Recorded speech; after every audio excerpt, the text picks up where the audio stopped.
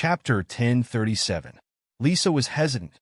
Maybe she should teach him a lesson after she got the money. But she gave up on the idea in the end. Ding!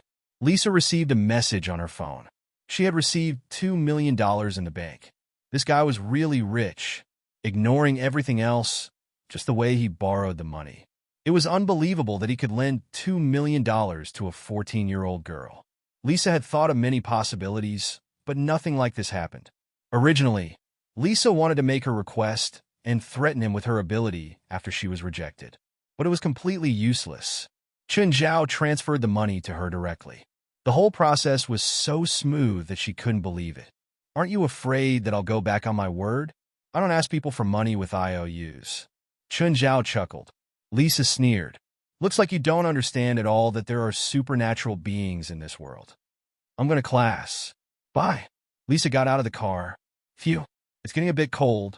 Chun Zhao wiped the condensation on the car window. Weird. Is it so cold today? Looks like I need to remind Feilai to wear more clothes. Jessie didn't expect Lisa to really get $1 million. She didn't understand why Lisa would steal Nasamara's copperall if she could get so much money. Jessie started spending lavishly again. She spent more than $100,000 a day without any restraint. What did that mean? Most middle-class families didn't even have this amount of annual income. But Jessie spent $100,000 in one day. She bought all the famous brands. She was completely immersed in the pleasure of her spending. After paying back the loan shark, she became even more unscrupulous. The next day, she continued shopping. A pair of Lozit sunglasses cost more than $100,000. When she got home at night, Jessie realized that she'd spent more money than the first day. She'd spent more than $300,000 on shopping bags of all sizes. Now, she had less than $10,000 in her bank account. It would probably be impossible to continue shopping like this tomorrow. But Jessie couldn't stop now. She had to think of a way to get money. Jessie suddenly remembered the $1 million Lisa had given her. How did Lisa get $1 million? Oh, did she sell Nasamara's copperall? Otherwise, she wouldn't have gotten $1 million. Yes, that must be it. This little bitch, she lied to him. The more Jessie thought about it, the angrier he became. She was definitely stalling for time so that she could find a chance to take her things. No, I have to think of a way to sell it. Jessie dialed Vaka's number. Vaka, I have something. Are you interested in it? What is it? Do you know about the attack on the Nordensimon Museum? Hee. You're not going to say that you did it, are you? Lucas said mockingly. Although I wasn't the one who attacked you, unfortunately, I found something. Are you interested? On the other end of the phone, Vaka frowned. Is the thing really in your hands? That's right. Of course I'm interested. But how do I know you're not lying to me? I'll send you 2 photos. This picture looks a bit fake. I'm not lying to you. The item is really in my hands. Forget it if you're not interested. Jessie suddenly regretted it. He had been too rash. Who was Vaka? He was a loan shark. He might not have that much money. Besides, even if he had that much money, perhaps it would be like what Lisa said. They would do the same thing. After that, Jessie immediately hung up the phone. However, the uneasiness in his heart grew stronger. No, he had to leave as soon as possible. Jessie packed his things and planned to move to another place. Boss, there's news. Nader hurried to Bonner. Oh, what news? An offline loan shark sent the news. A woman said that the item is in her hands. What woman? A female liar. What about the item? I'm not sure yet, but the woman sent 2 photos. Nader handed the photos to Bonner. What about the Mayan golden knife, the Greek godly silver chalice, and the No Simran all? If the Mayan golden knife and the Greek godly silver chalice are in her hands, then the No Simran all should be in her hands too. Bring the woman and the item back. I want to know who dares to take my things, Bonner said. Jessie carried large and small boxes out of the house and was immediately blocked by 2 cars. Luca poked his head out of the car. Jessie, are you going far? Yes, my aunt is seriously ill. I'm in a hurry to return to Kansas. Do you want me to give you a ride? Thank you. No need. Jessie's footsteps became faster. However, she had only taken a few steps when 2 people appeared in front of her and blocked her way. Jessie wanted to turn around and walk back, but Luca and his men blocked her way again. Luca, what are you doing? Didn't you say it before? Why did you hang up halfway? Luca, I was joking. I made that photo. Ah, you idiot. You know how to make photos? Luca laughed. Do you want to get in the car yourself? Or do I have to drag you in? Jessie got into Luca's car helplessly. Her suitcase was also taken away by Luca's men. Jessie's face turned pale. She finally realized that Lisa was right. But the current situation didn't allow her to regret it. Boss, it's not here. Luca's men searched Jessie's suitcase. Where is it? Luca asked Jessie. I really don't know where it is. I just wanted to cheat you of some money, Jessie said awkwardly. Just then, Luca's phone rang. Luca picked it up. Boss, I got it. Jessie saw that Luca wasn't going to let her go. She was even more terrified. Luca's car drove to a luxurious manor. There were a few people in front of the manor. When Jessie was pushed out of the car, she saw them. Her face became even more terrified because she realized that these were the people who attacked the Norton Simon Museum that night. Although they were all wearing firefighter uniforms that day, she knew that they were the robbers. Jessie turned around to run, but her hair was pulled by Vaca.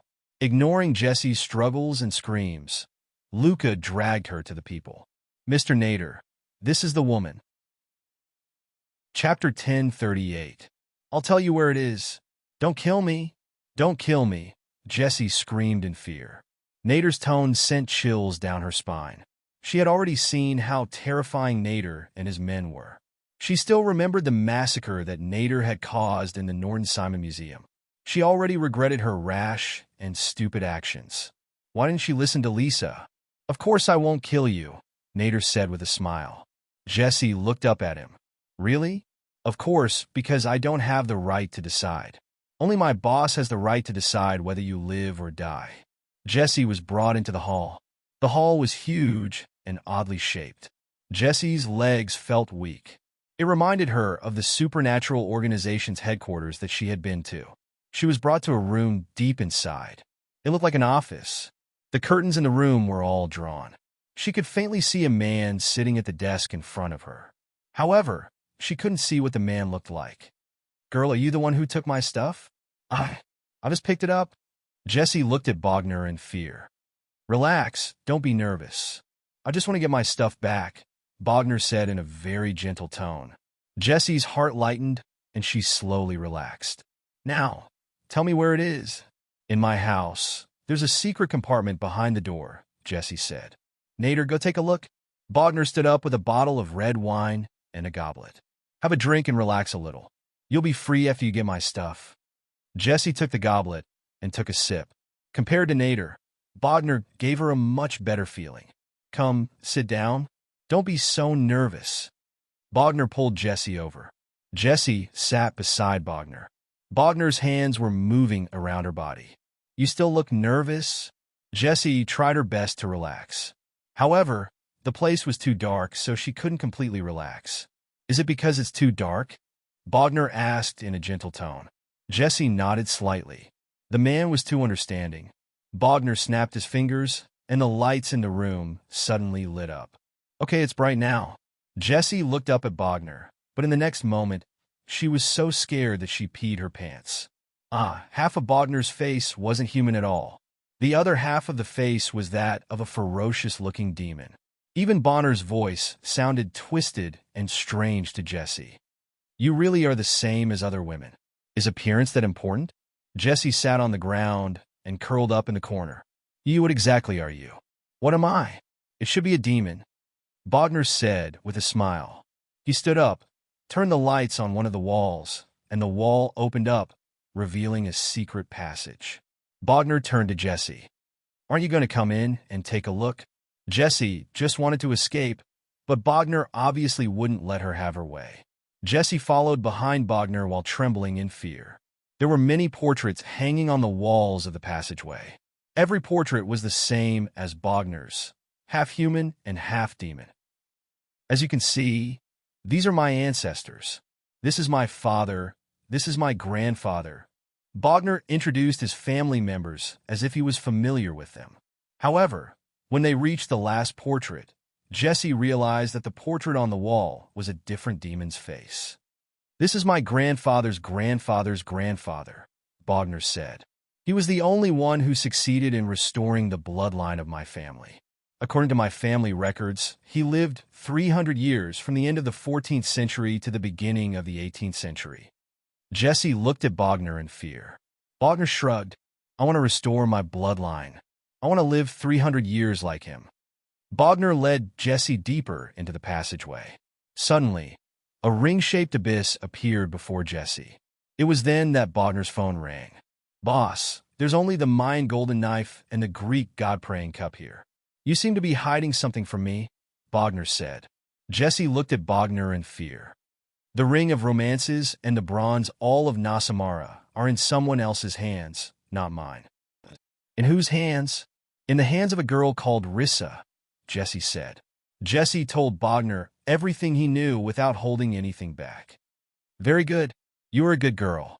With a satisfied smile on his face, Bogner said to Nader on the other end of the line, "Did you hear that? Go find a girl called Rissa."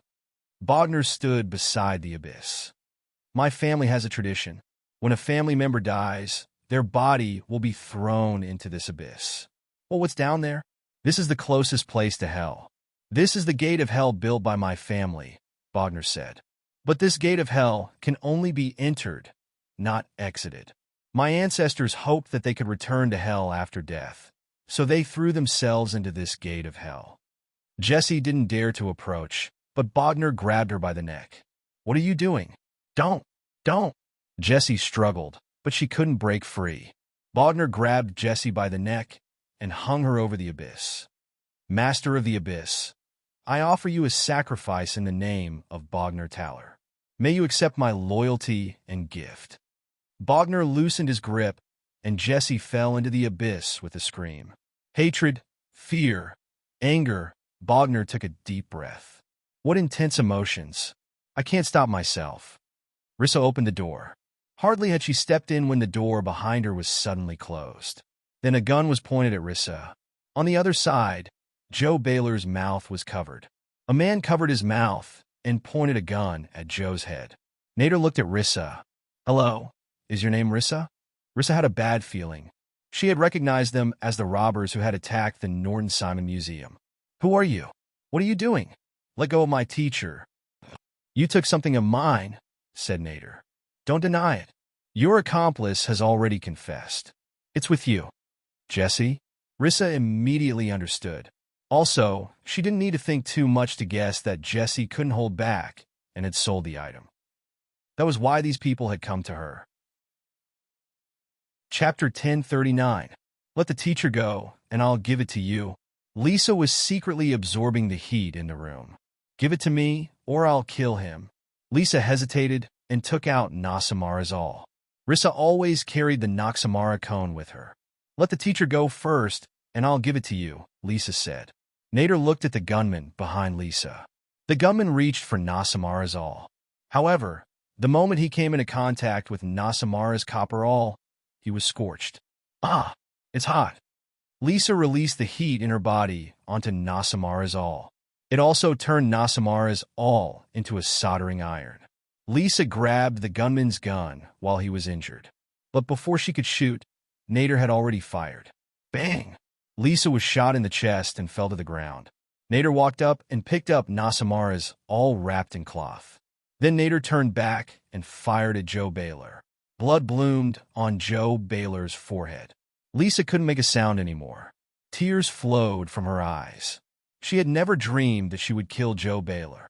The man who raised her for 11 years took good care of her and treated her like his daughter. But now he died under a gun. "Turn on the gas." Nader smiled at Lisa, who wasn't dead yet. "Poor girl." Boom! With a loud explosion, the house was blown into pieces. The two cars parked in front of the entrance drove away. "Boss, we got it." "Yes, we got Nasamara's all." The sound of fire engines, police cars, and ambulances could be heard. Lisa was still conscious. She could hear the paramedics in the ambulance. Lisa regretted everything, but what she lacked the most in the world was medicine for regret. A deep sense of regret lingered in her mind. That girl is gone. How is it possible? She just had surgery. Where can she go? The nurses in the wards searched inside and out, but they couldn't find Lisa at all. Lisa dragged her weak body. She couldn't hold back her tears and wet her cheeks.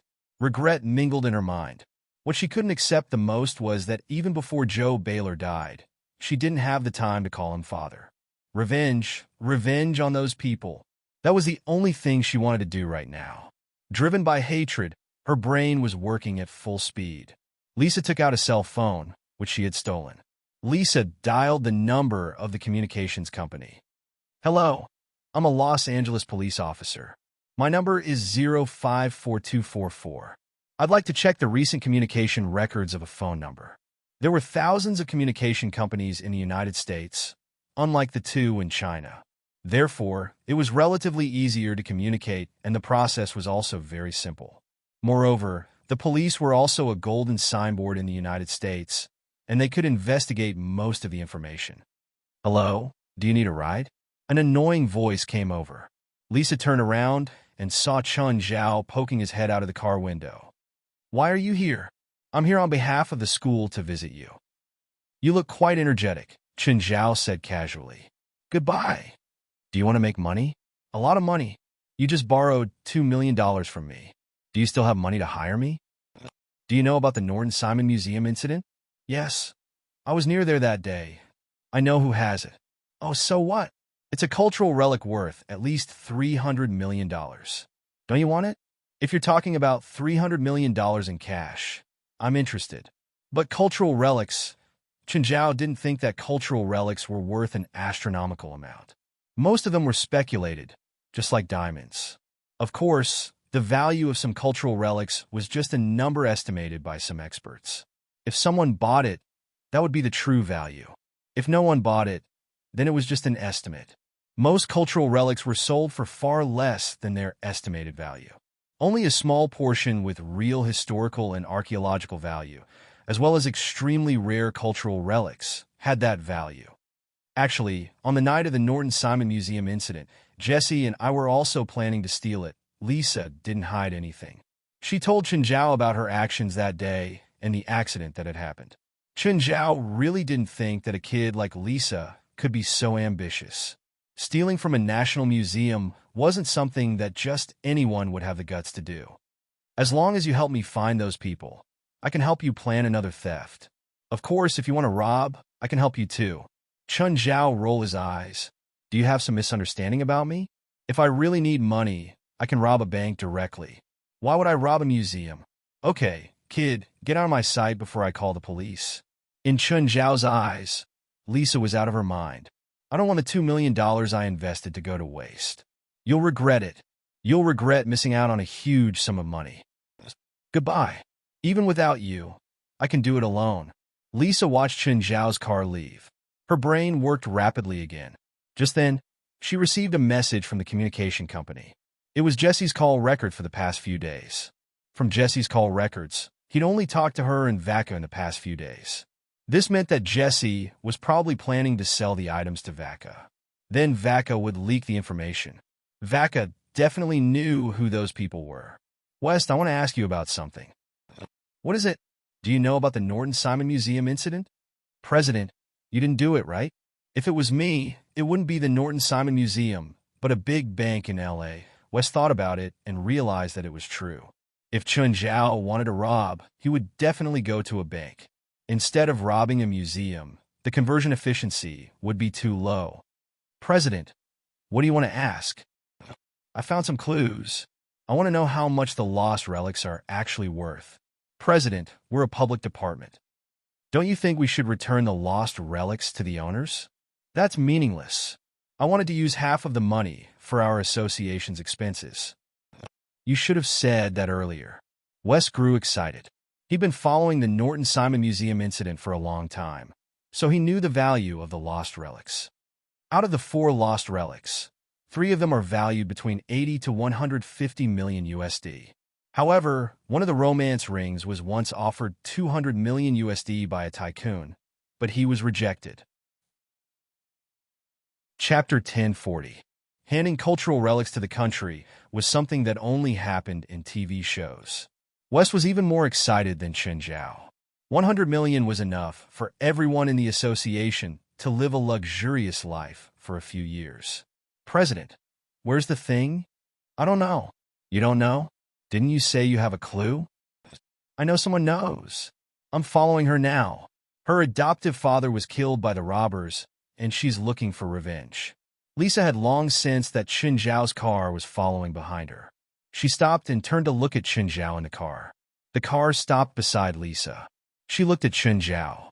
Even if you want to follow me, can you be more discreet? Where are you going? I'll give you a ride. Jadina Casino. Lisa got into Chen Zhao's car.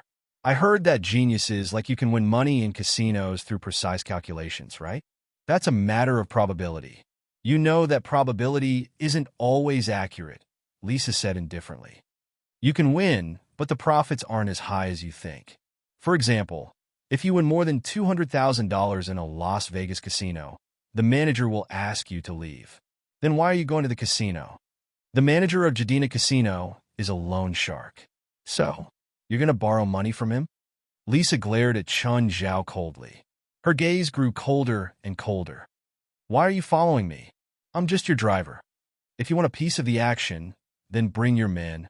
I don't need my men to deal with a loan shark. The car stopped before the casino, and Chen Zhao and Lisa entered. Chen Zhao and Lisa's combination was rather eye-catching in the casino. Chen Zhao realized that Lisa was quite familiar with the place. It seemed that it wasn't her first time here. Lisa didn't stay in the casino. Instead, she entered a corridor and came to the back door. There were two men in black standing in front of the back door. Gentlemen, this is a private place. Also, minors aren't allowed in the casino. We're here to borrow money from Waka, Lisa said. Come in. The men in black moved aside. When Chen Zhao and Lisa were about to enter, the man in black stopped them again. You can't go in. Can I? Chen Zhao looked at the man gloomily. You stay here, Lisa said calmly. Lisa enters the back door. She is also here for the first time. She discovered that it was a huge golf course. Luca was playing golf not far away. Hi, Lisa. Why are you here? Lisa looked at Vaca with hatred in her eyes. I want to know who you leaked the information to when Jesse wanted to sell you the relics. Reisa paused and then continued. No, generally speaking, you will directly take over the relics in Jesse's hands instead of leaking the news, unless this person is your superior. Who are you working for? Luca looked at Reisa in surprise. Why didn't I realize that you were so smart before? Cut the crap. Tell me, who are you working for? Huh, little girl, I advise you to leave now. You can't make me talk. Even if you know who that person is, you can't beat him. Lisa took out a grenade from her pocket. She pinched the spring and pulled off the safety ring at the same time. Tell me, who is that person? Seeing the grenade in Lisa's hand, Luca immediately wanted to run. You can't be faster than a grenade. Lisa's words stopped Luca from running. Luca's expression became unnatural. Lisa, you don't have to do this. You will only get yourself killed. Tell me, who are you working for? You will die, Luca warned. Vaca looked at Lisa, and he saw the look in her eyes that she was not afraid of death. Just then a person walked over from the distance. To be exact, there were 3 people. Chen Zhao dragged 3 men in black toward them. I'm sorry, is this your subordinate?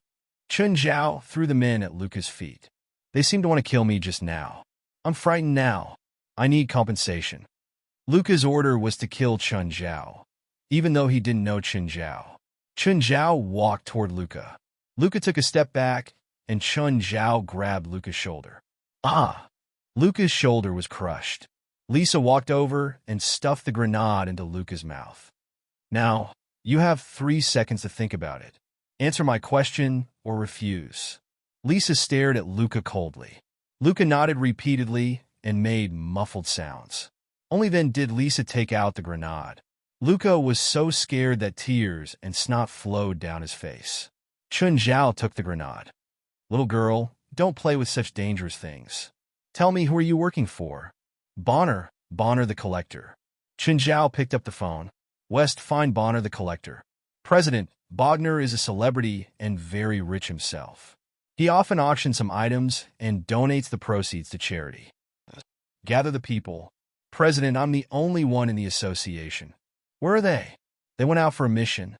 They found a huge evil spirit nest in Camario and caused a lot of trouble for the locals.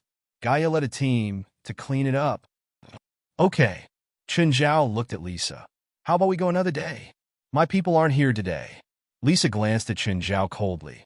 No need. I don't need your help. Do you need a driver? It's here.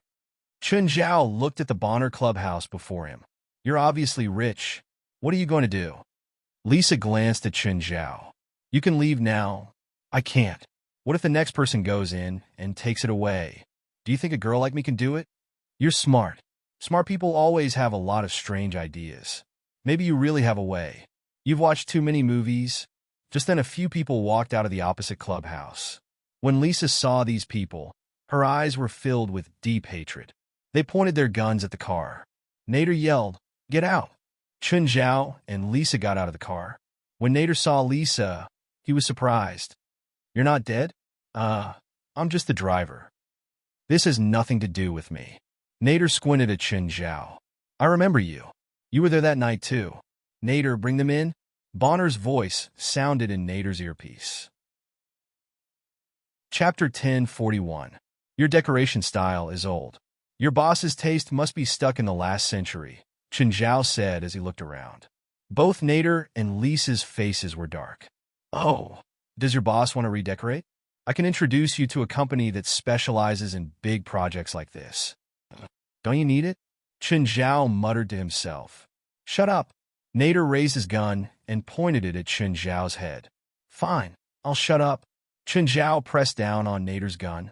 Also, did you know that none of the people who pointed a gun at my head are still alive? No, I think there was one. I met a client a few days after I came to Los Angeles, but we became friends afterward. Nader nodded. Judging from your personality, we're not suitable to be friends, so you should be careful. Something bad might happen to you. After a pause, Chen Zhao asked, By the way, what are your hobbies and interests? Maybe we have a common language and can become friends like that person. Do you think I don't dare to kill you? It's illegal to kill. Lisa was speechless at Chen Zhao's pretense. I hope you can still be this relaxed when you see my boss. Nader lowered his gun. He suddenly felt that killing Chen Zhao like this would be too easy on him. He should let Chen Zhao meet Bonner. Chen Zhao's expression would definitely be very interesting. The hall was very large. The two walked for a full 10 minutes and were brought deep into the hall. Finally, both of them were brought to Bonner. In that gloomy room. Boss, they're here, Nader said. Bonner rose from the gloom. It's really dark here, Chen Zhao said seriously. It's not good for the eyes. Do you want it to be brighter? Yes. Bonner snapped his fingers, and the room suddenly lit up. Risa was startled when she saw Bonner. What are you? Ah! Chen Zhao screamed. So ugly. Bonner enjoyed the fear and panic that people felt when they saw him. But Lisa's calmness and Chen Zhao's description of him made him angry. Bonner held Nasamara's copper awl. Lisa's gaze turned serious. She had a very bad feeling about Bonner. This person also knew the use of Nasamara's cones. He's the same as me. No, he might be even more powerful than him. The reason why Risa dared to come alone was that she felt that she could compete with the other party with her own abilities. As long as he was careful, he would be able to take revenge. But after seeing Bonner, she stopped looking down on him. Lisa began to absorb the surrounding heat quietly. Why do I feel a bit cold? Chen Zhao touched his arms. At this moment, frost began to form on the doors and windows.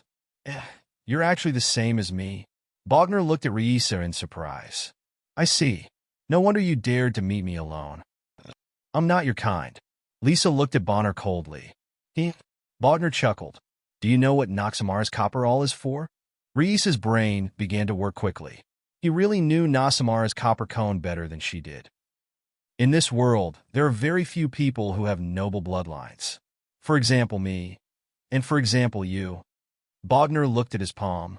Nasamara's copper awl can greatly strengthen one's bloodline. Of course, there's a fundamental difference between us. You need Nasamara's copper awl to awaken, but I was born with it. From the moment I was born, I was destined to be stronger than you. In the past 50 years, my power has been constantly strengthening, but you've only just awakened. That's the difference between us. So Nasamara's copper all didn't give people superpowers. Instead, it activated one's bloodline.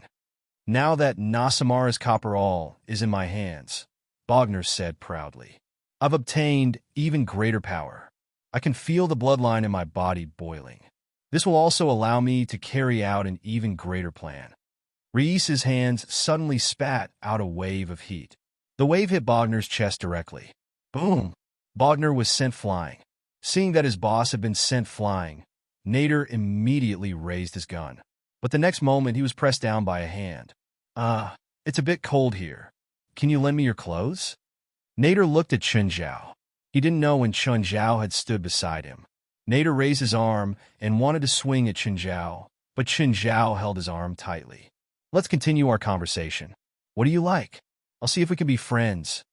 Veins popped on Nader's forehead, but he couldn't raise his arm. Nader kicked at Chun Zhao. Chun Zhao also raised his leg. Nader felt like he had kicked a steel bar. One of his legs was broken. His body fell to the ground. Chun Zhao took off Nader's suit and put it on. You're pretty big. Why is the suit so small? Chun Zhao felt that it was a bit small. But I feel much warmer in the suit. Chun Zhao sat on Nader and said to Reisa, I'll leave that guy to you. Leave this to me. Reisa glanced at Chun Zhao indifferently. I can do it without you. But just then, Bogner stood up. As if nothing had happened, Bogner twisted his shoulders. Very special bloodline power. But it's not enough. Far from enough. Reisa gathered more heat energy in her hands and shot it at Bogner. Bogner was sent flying again. Nice. You're a walking cannon, right? But Bogner stood up again. This time, his clothes were in tatters. A horn appeared on Bogner's right forehead, just like a demon. At the same time, the skin underneath was revealed. Just like half of his face, half of his body was also monstrous.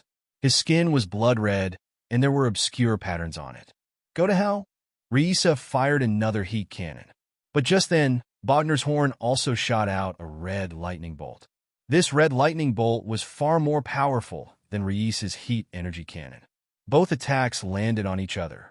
This time, Bogner only took a step back. But Reisa was sent flying.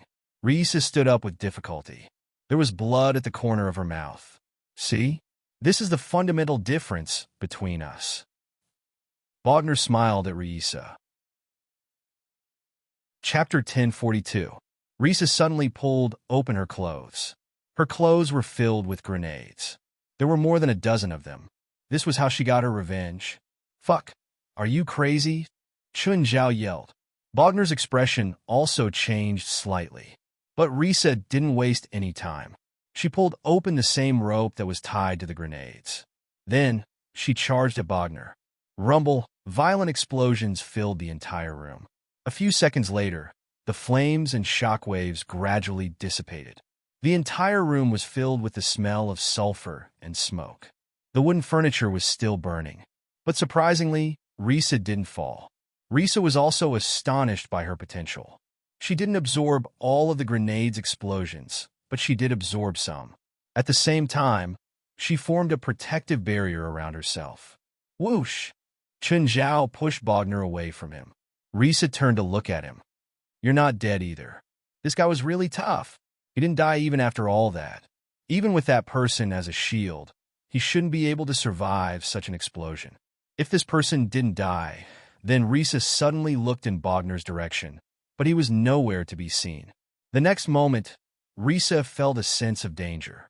The moment she turned around, Bogner actually pounced at her from behind. The heat from Reisa's palm shot out as if it were real. She'd absorbed a lot of heat just now, which filled her body with power. She looked like a mess, but she was actually stronger than before. Bogner, on the other hand, was in a much worse state. He was covered in wounds. Reisa's heat beams struck Bogner's body, and he was sent flying again in midair. When he stood up again, he vomited a lot of blood. Looks like you're not really invincible, Reisa sneered. She saw the hope of victory in Bogner's hands. Bogner's body seemed to be on the verge of collapse, but he didn't look panicked like a loser. Reisa, hurry up and kill him. You know that in the movies, if you talk too much, you'll give your opponent a chance to turn the tables, Chen Zhao reminded her. I don't need you to remind me. Reese's palms turned red. Die. Boom. Bogner stood up again. Boom. Again. Half of Bogner's body was already drenched in blood. But he stood up again and again. Riisa, I feel that you are more like a villain, and the opponent is more like the unkillable protagonist in a hot-blooded manga. Shut up. At this time, Riisa's heat energy was consumed by more than half. Although there was still a lot of heat, she felt tired. Are you feeling very tired? Bogner smiled bitterly. That's because of your magic power. Your abilities are linked to your magic power. You can't unleash it however you want. What can you do now? Although Riisa was tired, she still held on. Haven't you noticed? I'm attacking you on purpose. Are you consoling yourself? Bogner smiled.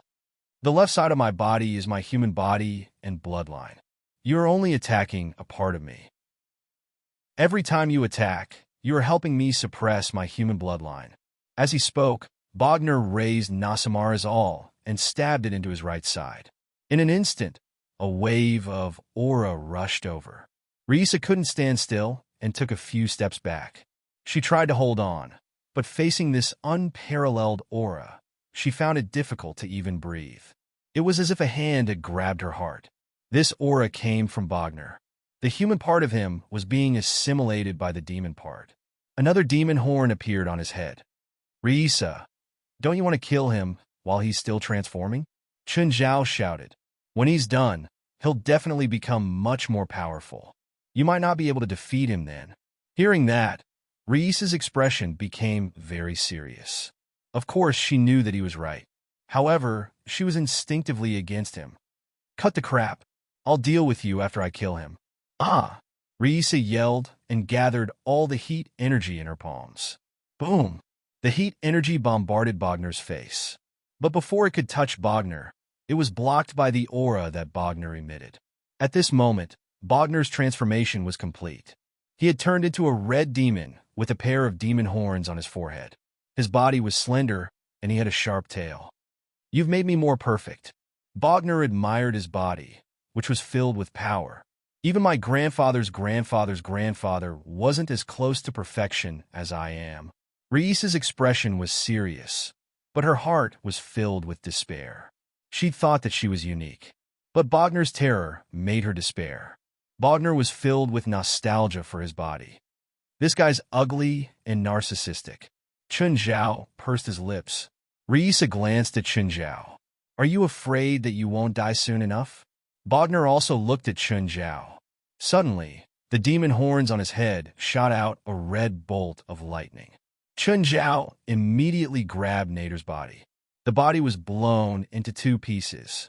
Riisa attacked again. While Bogner was attacking Chen Zhao, she shot a beam of heat at him. However, the current Bogner was countless times stronger than he had been in the past. Riisa's heat attack didn't hurt him at all. Bogner turned his head slowly. Can you guys calm down and admire my perfect body? Sorry, I can't, Chen Zhao said with a shrug.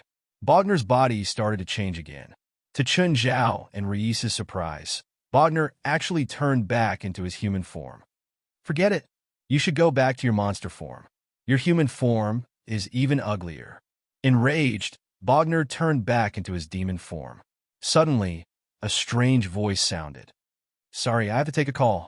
Chen Zhao picked up the phone as if there was no one else around. Hey, Gaia, what's up? I heard from West that you have a mission for us to carry out, right? Are you done over there? Yes. We're all at the headquarters now, Gaia said. What do you want us to deal with? An interesting little guy. Chen Zhao took a photo of Bogner with his phone. So ugly. Riisa and Bogner were speechless. Why did Chen Zhao and his subordinates always focus on such strange things? I'm going to kill you. Bogner roared in anger. Sharp claws extended from his hands. Chapter 1043. In Lisa's opinion, Chen Zhao was looking for death. No, Chen Zhao had been seeking his own death from the beginning. Bogner's demon horn shot a red bolt of lightning at Chen Zhao. Chen Zhao shuddered.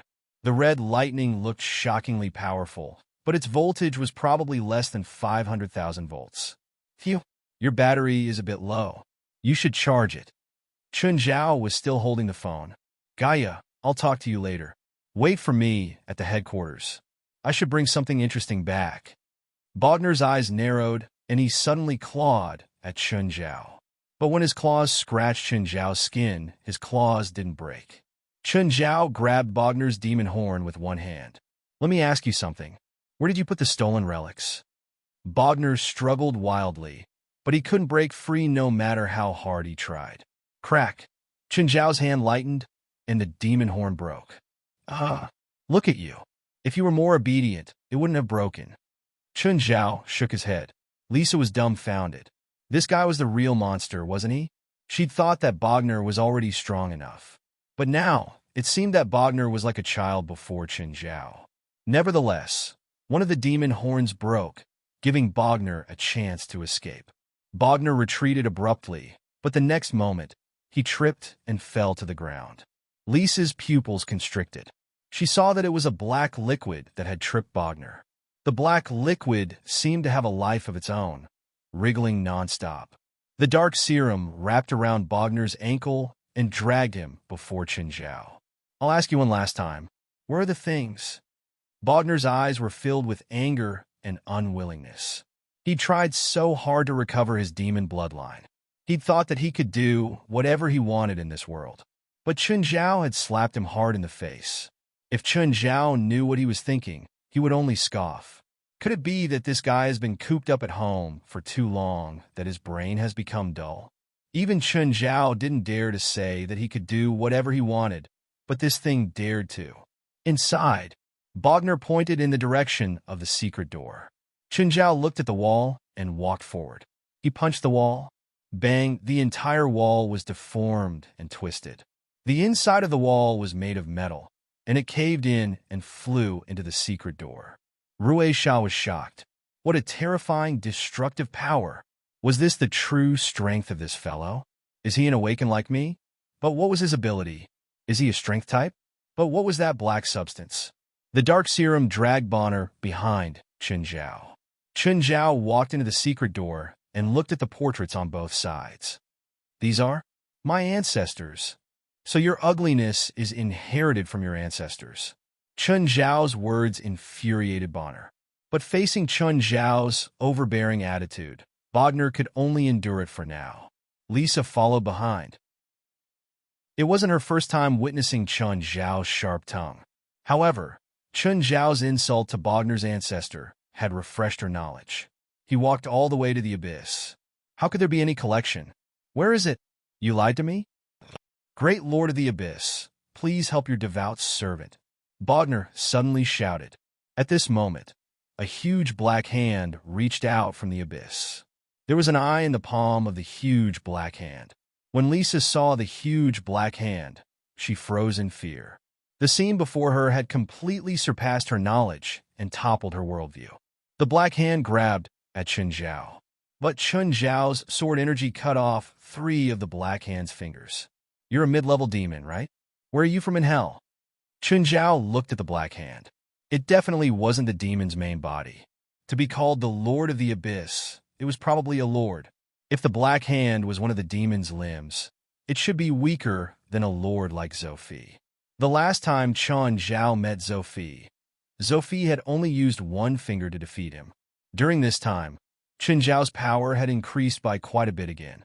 But according to Chun Zhao's estimation, Zophi could defeat him with 1 hand. Therefore, the owner of the black hand was definitely not as strong as Zophi. But he was stronger than a lord of a small village like Beelzebub. Chun Zhao estimated that the original body of the hand should be a mid-level demon. Although Chun Zhao had cut off 3 of the black hand's fingers, it recovered quickly.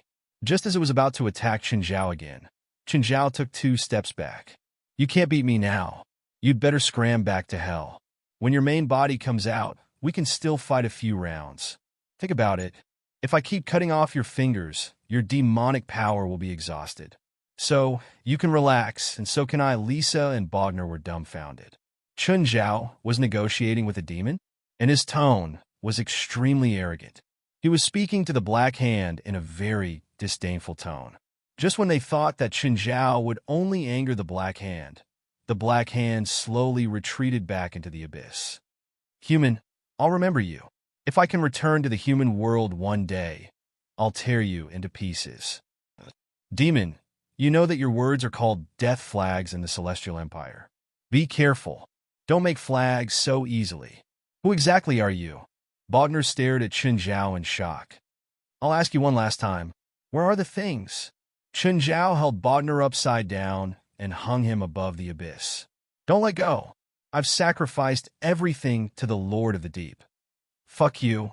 Chinzhao swung his hand and threw Bogner into the abyss. You Astra's Shoal, come out. Let's fight again. Lisa was speechless. Move aside, Chinzhao said. What are you doing? Pee down there. Chinzhao tossed and turned for a long time. His expression was lifeless. He'd worked for nothing. He'd thought that he'd get a lot this time. In the end, he didn't get anything. Come with me, Chinzhao said. Well, what are you doing? Lisa looked at Chinzhao in fear. Didn't you say that you'd deal with me after dealing with that Astra's Shoal? Coincidentally, I'm going to deal with you too. Risa really wanted to slap herself. If she'd known that Chinzhao was so terrifying, she wouldn't have blurted out something she shouldn't have. You owed me 100 million before. You hired me this time, and you owe me another 100 million. In other words, you owe me 200 million now. Do you have any objections? I don't admit it. Lisa looked at Chinzhao, gritting her teeth. Are you sure you want to go back on your word? Chapter 1044. I accept. I admit. Risa said hurriedly. Good girl. Chinzhao patted her head. Let's go. As soon as the two poked their heads out, the door frame exploded. Someone shot at them. Chinzhao and Risa immediately retreated into the room. There are at least 30 gunmen outside.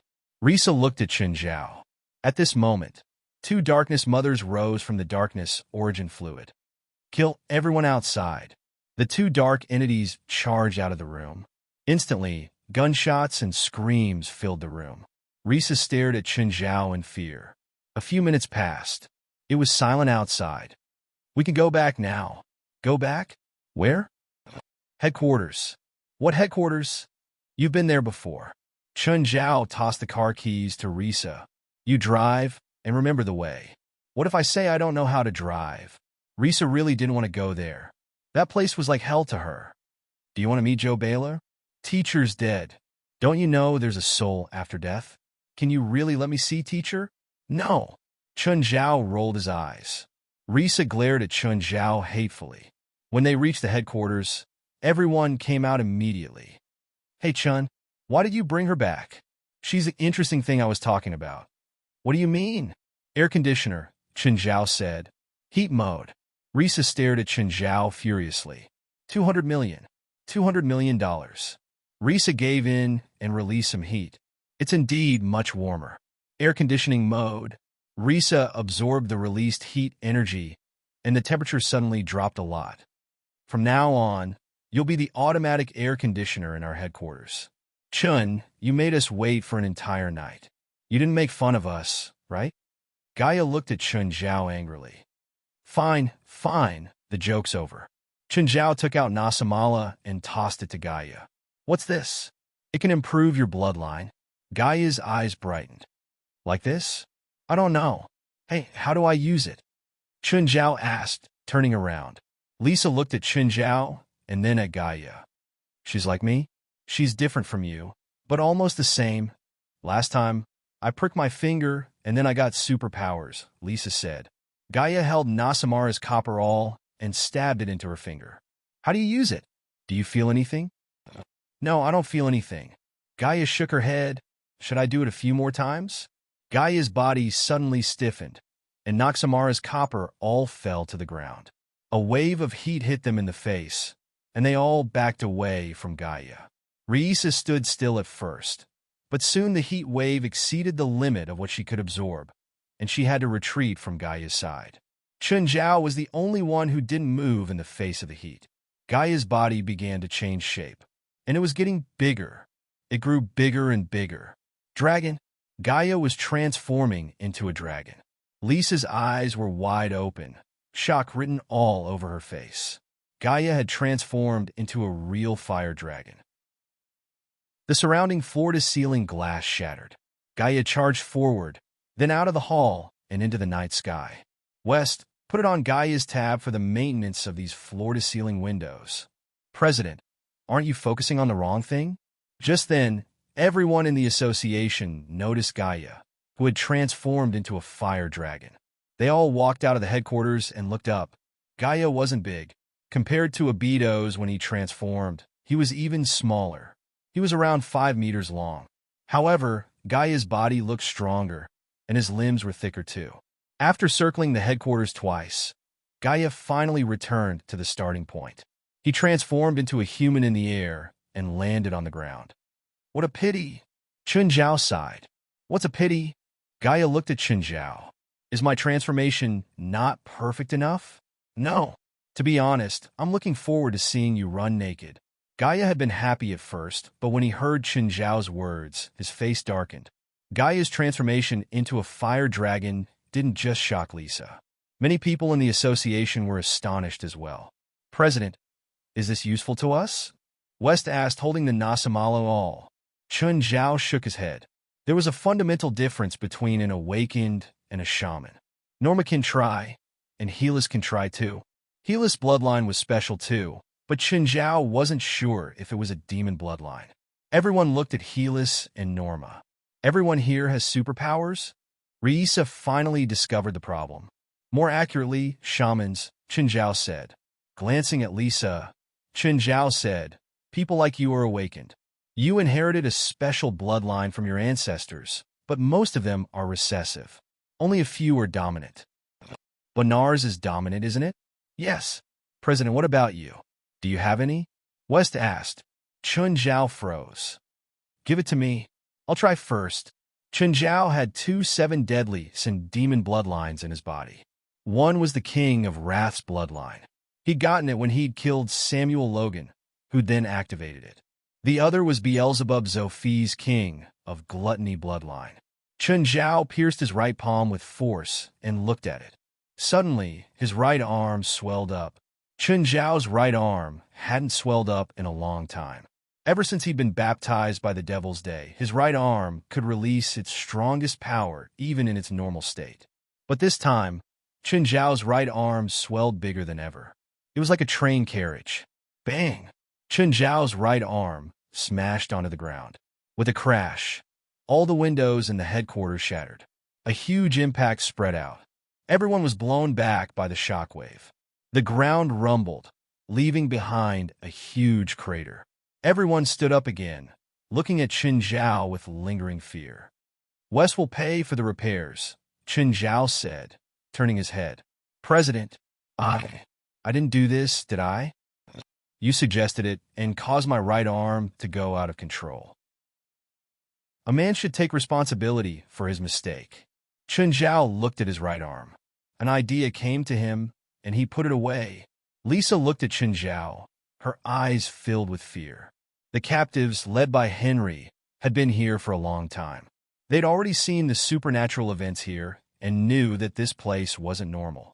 At the same time, they'd heard that Chun Zhao was the demon king here, but they didn't know much about Chun Zhao. Now, they finally had a direct understanding. Chapter 1045. Give it to me again, Chun Zhao said. It could be used a second time? Everyone was shocked. Lisa shook her head. I've tried. It's useless the second time. But Chun Zhao ignored her. He took Nasamara's awl and stabbed it into his chest. Whoosh! Chun Zhao's head drooped slightly. He didn't move for a long time. Everyone looked at each other. Wes said carefully, Did the president stab himself to death? Everyone rolled their eyes. Chun Zhao cherished his life so much. He definitely wouldn't do something so rash. Plus, how could a small awl kill Chun Zhao? Chun Zhao would have died hundreds of times. An aura circled around Chun Zhao. Everyone couldn't help but gulp. Chun Zhao clearly hadn't done anything, but there was an unbearable aura around him. It was like the body's instinctive reaction. It was like they'd encountered a natural enemy that made their hair stand on end. Just then, Harold pointed above her head and exclaimed, Look, Only then did everyone realize that a black cover had been placed over their heads without them noticing. This black barrier enveloped the entire headquarters. However, because of the lights in the headquarters, they did not notice the existence of this black cover at first. Everyone knew that Chun Zhao often controlled a black, liquid-like substance. But in their memories, the black substance didn't seem to have such a large amount. Chun Zhao suddenly looked up and opened his eyes. The dark serum also faded. Whoosh, that feels good. Lisa stared at Chun Zhao in disbelief. She didn't understand how he could use it twice. President, can this thing be used twice? Harold asked curiously. No, Chun Zhao said. Apart from the human bloodline in your body, you can only activate the existing special bloodline. You can't create a second special bloodline. But I'm a bit special. I have 2 special bloodlines in my body. Instead, everyone felt that Chun Zhao's explanation made sense. Both Norma and Harold were eager to try. Norma, you try first? Norma walked up happily. She wasn't as bold as Chun Zhao and Gaia, stabbing a hole in her body. With a light tap of his finger, Norma's head drooped down just like the second time, as if she had fallen asleep. Knock, knock, knock. Did you hear anything? Is that the sound of horse hooves? Everyone looked left and right, but they didn't see anything. Over there. Lisa was the first to discover the source of the sound. In the night sky, a ball of green flames was descending from the sky.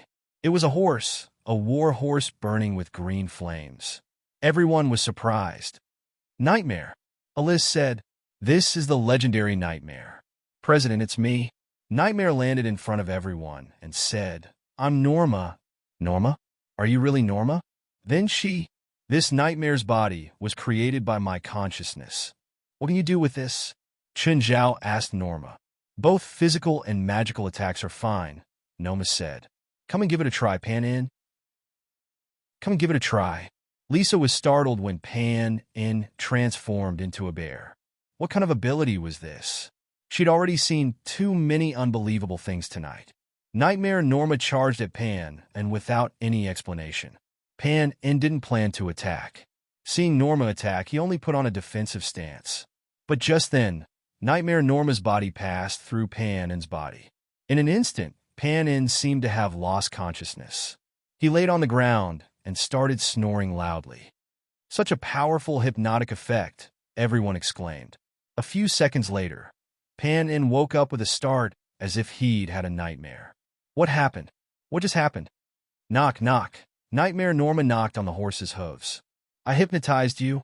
Pan-In had only been hypnotized for a few seconds, but in a battle between experts, a few seconds could decide the outcome. It could even be life and death. I'm going to wake up. Nightmare Norma's body suddenly dissipated. Then, Norma's real body woke up too. I used a lot of magic power. Looks like I need to increase my magic power. Let me. Helis walked over impatiently. She picked up Noxamara's copper awl and stabbed it into her palm. Ah! Countless images flashed through Helis' mind. Then she shrank into a ball like a bird startled by the mere twang of a bow. Helis, what's wrong? An island? Helis looked at him in horror. I saw an island. And then? Everyone was disappointed. They didn't understand why Helis would be so scared. I saw countless people being slaughtered. Then their blood was gathered together and formed a lake. As Helis spoke, she started vomiting on the spot. After all, Helis was a necromancer. She usually came into contact with corpses, but now it made her vomit. Everyone was curious as to what she'd seen. Suddenly, they realized that 2 corpse demons had appeared behind Helis. The 2 corpse demons were wrapped tightly in bandages. There were also countless strange runes on their bodies. Helis, Chun Zhao gestured at her. Helis turned to look at the 2 corpse demons behind her. Her face was filled with shock. Where did they come from? There's a magic resonance between you 2. You probably summoned them. But they're corpse demons, right? Helis' face was filled with confusion. Corpse demons can only be made by oneself. The process is very, very complicated and even cruel. President, I've never made a corpse demon before. Helis was usually a loner, but she always had an inexplicable admiration for Chun Zhao. As long as it was Chun Zhao's order, she would follow it unconditionally. To make monsters like corpse demons, they first had to be made from living people. The process was very complicated, so if she made corpse demons, she wouldn't be able to hide it from others. I know. Chun Zhao looked at the two corpse demons before him. The process didn't seem to be done recently. For example, the linen wrapped around the corpse demons had clearly been done for many years. Could it be related to the scene Helis saw? West asked. But why did Helis see that? Norma asked, confused. We didn't. Chapter 1046. How much do you know about Nasamara's Bronzal? That's all I know. Then your first mission is to investigate this Nasamara's Bronzal. Why do I have to investigate this? It has nothing to do with me, Lisa said unhappily. Fine, Chun Zhao said. If you don't want to do this, then you'll be in charge of all the heating and cooling in the headquarters, including the captives' dormitories. Lisa's face suddenly turned livid. Chun Zhao was treating her like an air conditioner. He might as well just kill her. Fine, I accept, Lisa said helplessly. Before that, you must continue being the air conditioner in the headquarters. Why? I've already agreed to it. Lisa cried out in dissatisfaction. Of course, it's to urge you to investigate as soon as possible. If you can't find anything in your entire life, then you'll be an air conditioner for the rest of your life. Don't resist. Look at all the big guys in the headquarters. Who can you beat? Risa was suddenly at a loss. It seemed that she couldn't beat anyone here. President, Norma, Gaia, and Helis have all become stronger. This will widen the gap between us. Shouldn't you think of a way to help us become stronger too? Wes complained. If it was just Gaia, it would be fine. Gaia's strength was obvious. However, Norma and Helis were both newbies. Helis had just become an official member not long ago. This was a huge pressure on the older members, especially the male members. Jalanesh had always been competitive, but she also felt very depressed now. Alice, do you have the formula for the mana potion? Yes, but President, Alice said. Many of the ingredients for the potion are very difficult, especially the bones of magical creatures. There aren't many magical creatures now. One bone costs hundreds of thousands on the market. Also, the mana content is very low. I'll provide the bones, Chun Zhao said. You guys go and buy the other ingredients for the potion. President, you have the bones of magical creatures? When Gaia and I first went out to sea, we killed a three-headed dragon. I still have the skeleton of that three-headed dragon. Lisa glanced at Chun Zhao. Just what kind of existence were they fighting? A three-headed dragon was probably a legendary creature. Okay, let's all go out and look for magic materials. West and the others were very motivated. I need to get to the Tower of Trials first, Gaia said. I feel like I have the confidence to pass the second floor. Norma and Hallie's were more special. Norma's strength had actually increased quite a bit, but she was still not enough to pass the second level. Harry's was now saving on the fourth floor. Although the increase in her strength was not small, compared to the fourth level, it was equivalent to a cup of water on a burning cart of firewood. There was not much meaning. I'll go take a look too, Chun Zhao said. When she looked at Chun Zhao, her eyes were filled with admiration. What is the training tower? Risa asked curiously. Oh, that's the Tower of Trials. Do you want to try it? Wes said. Just then Henry found the courage to come forward. President, I'd like to borrow Naxamara's copperall. I've always felt that I'm not an ordinary person. Everyone was a little stunned. Harry's gaze was firm. Wes looked at Chun Zhao. Henry and the others were all captives. If they obtained special abilities, they would definitely be difficult to manage. Of course, if Chun Zhao gave the order, then no one could object. Chun Zhao was the dictator of the association. He had the power to make any decision. President, look, how's he usually? Very good, West said. Then give him a chance. West walked up to Henry. Give him your hand. Henry gathered his courage and stretched out his hand. He was both excited and nervous. West stabbed Naxamara's copper all into Henry's palm. Henry flinched. How is it? Do you feel it? Henry closed his eyes and slowly felt it. I think I feel it. Coming. Suddenly, Henry's butt was kicked. Henry fell to the ground and looked at Chun Zhao innocently. You think you're in the toilet? Did you awaken it or not? If you did, Use it now. President, it's not convenient for me to use my ability here. I feel it. What's inconvenient about it? Hurry up and broaden our horizons. Then I'll use it. Hurry up and cut the crap. Ha! Henry roared. Poof! Everyone ran away in an instant. The captives couldn't avoid it. They all covered their mouths, held their breath, or vomited. Otherwise, they just fell to the ground and lost consciousness. Help! Help, it stinks. Fuck, what kind of weird ability is this? Bullshit. Chun Zhao was completely speechless. Jalanash, go and use a wind spell to blow the smell away. Reluctantly, Jalanash went up and blew the smell away. Alyss, do you have any sealing spells to seal his ability? President, no. Henry was also depressed.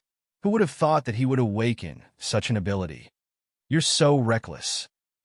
Don't come near me. In the future, no matter what, don't come within 10 meters of me. Otherwise, I won't be able to stop myself from beating you up, Chun Zhao said in disdain. The smell had been blown away, but Chun Zhao still felt that there was a smell that hadn't dissipated.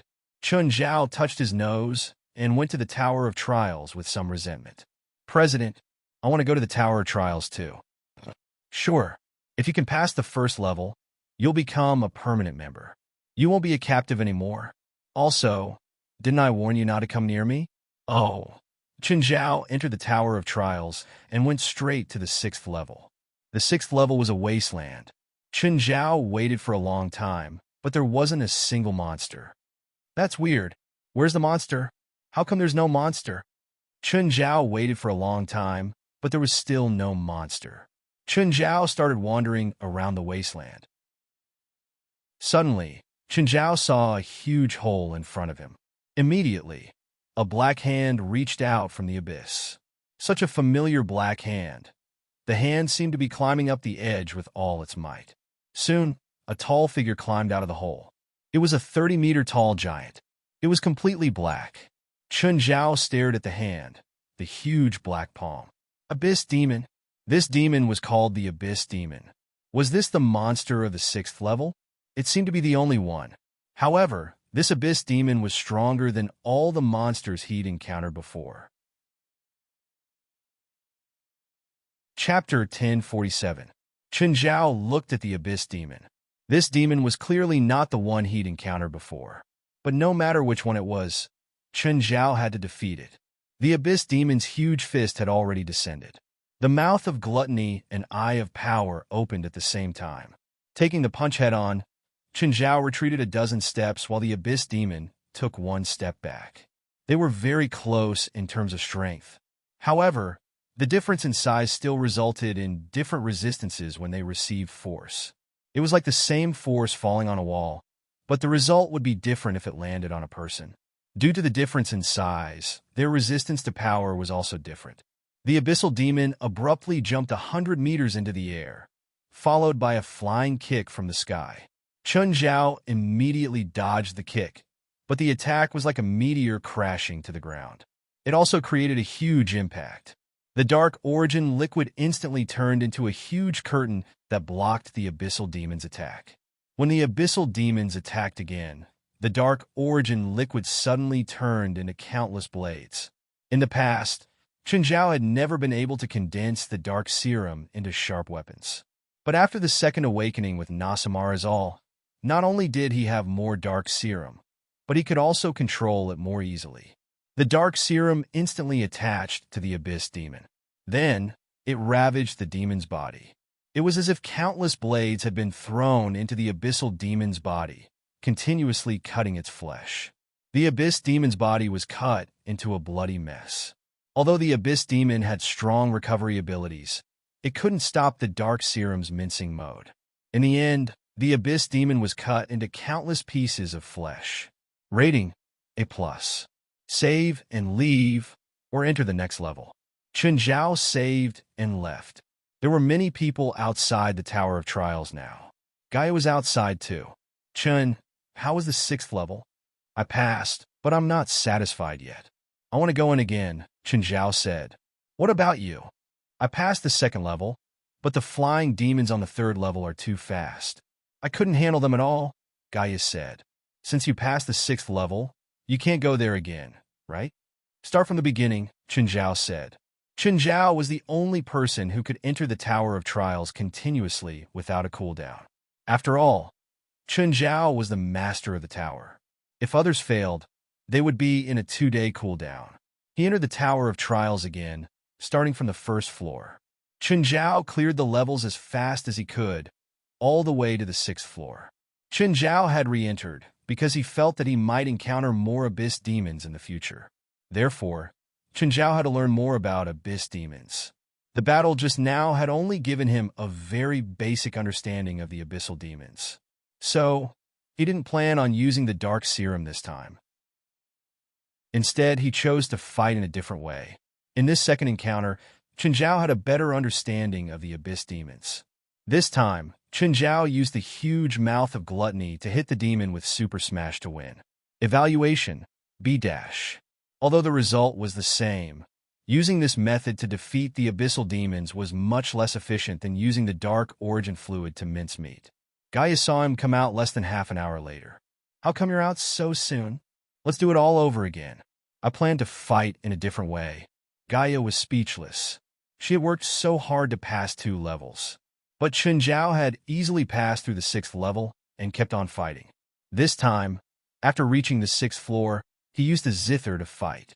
With the zither and the 12 stone swords, the efficiency was even higher. Compared to the 1st floor, he was even more efficient at using the dark serum. The blades formed by the dark serum couldn't reach Chen Zhao's own attack power.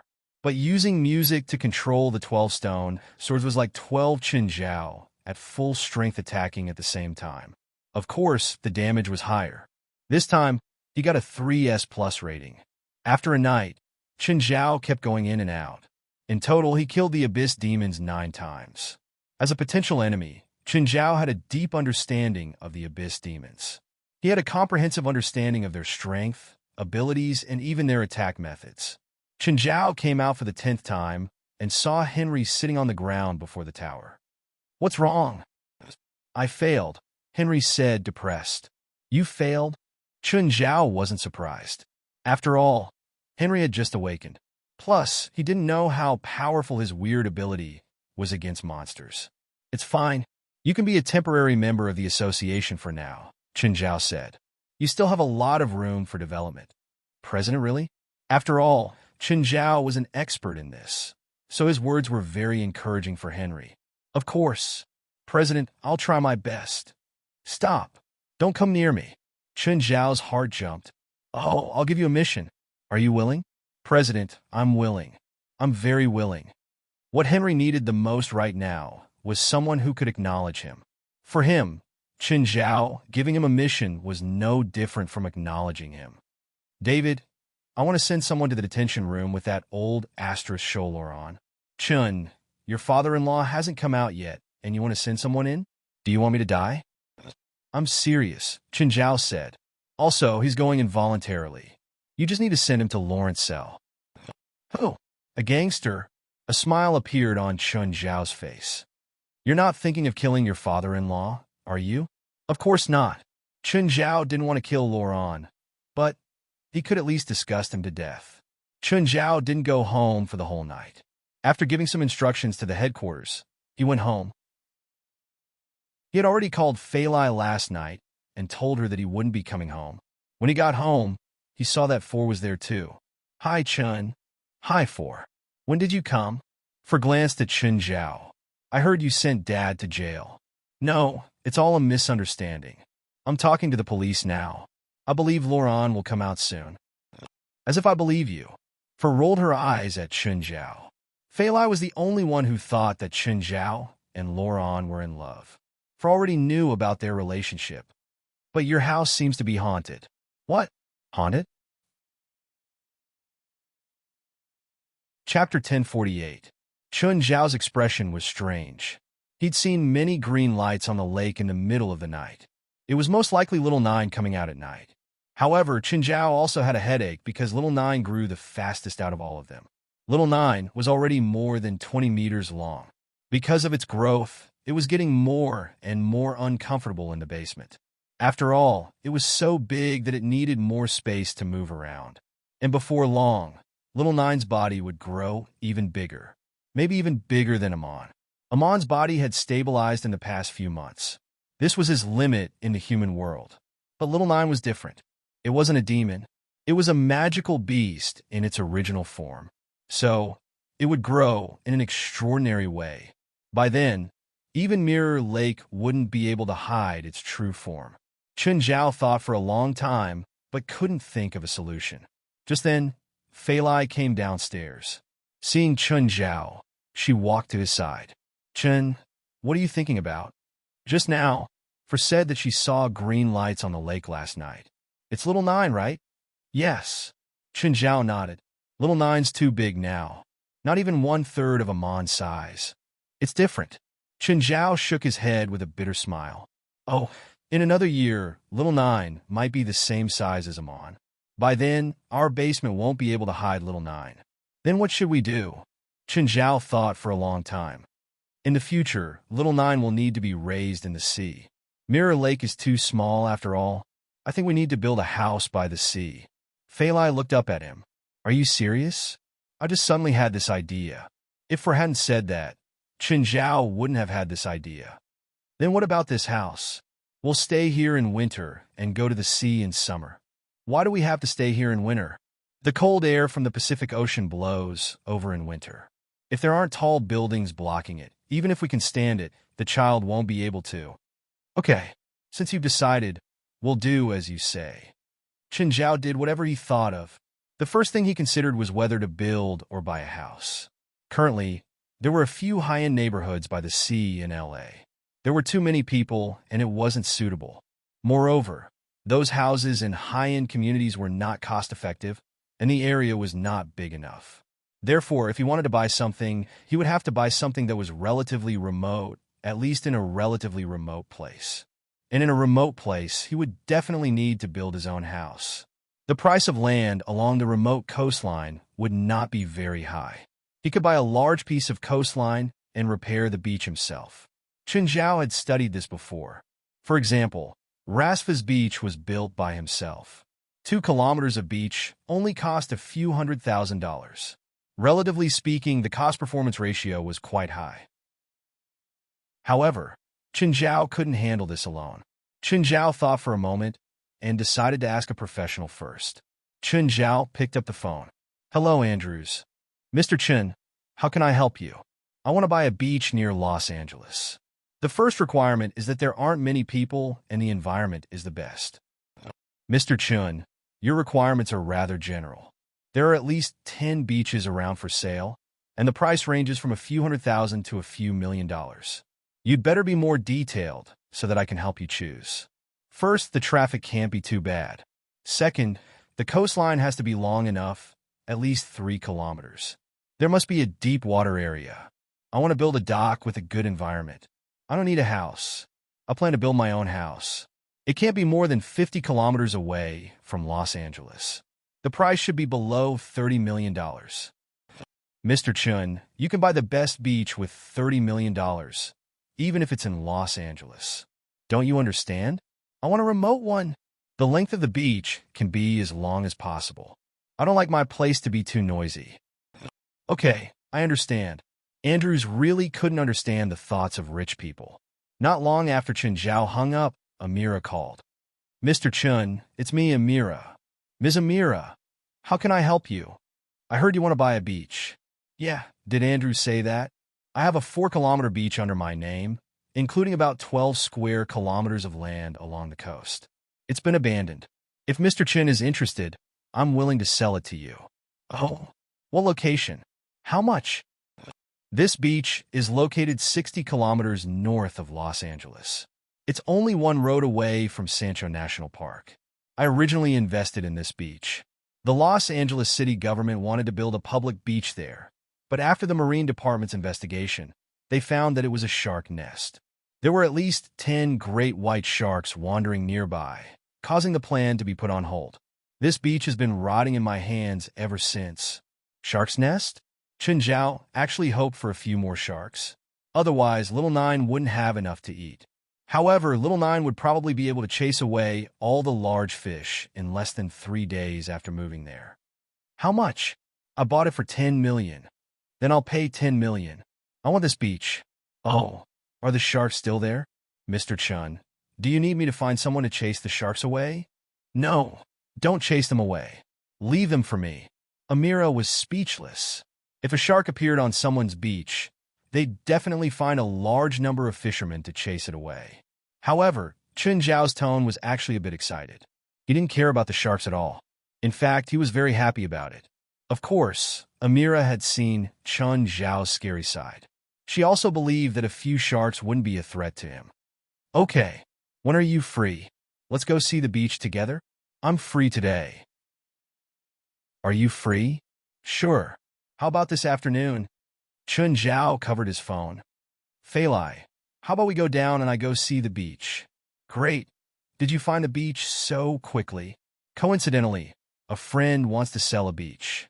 Okay. Just then, Fe heard the noise and walked out of the kitchen. Chun, you want to buy a beach? Yes. Why?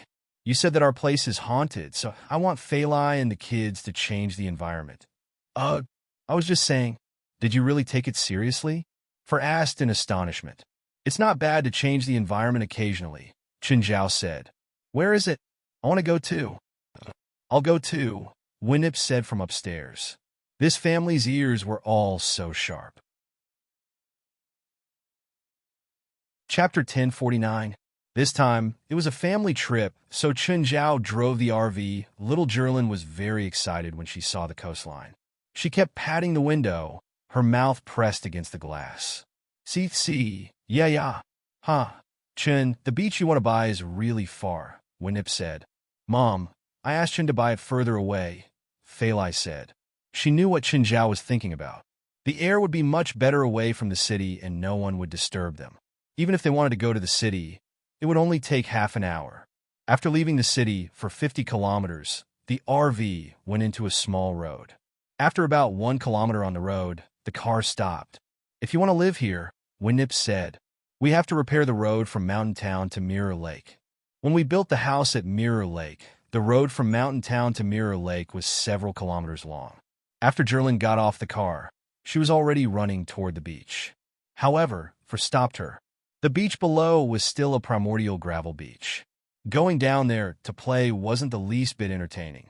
If people wanted to live and have fun, the beach had to be repaired. The gravel had to be cleared and fine sand had to be covered. This wasn't a difficult project.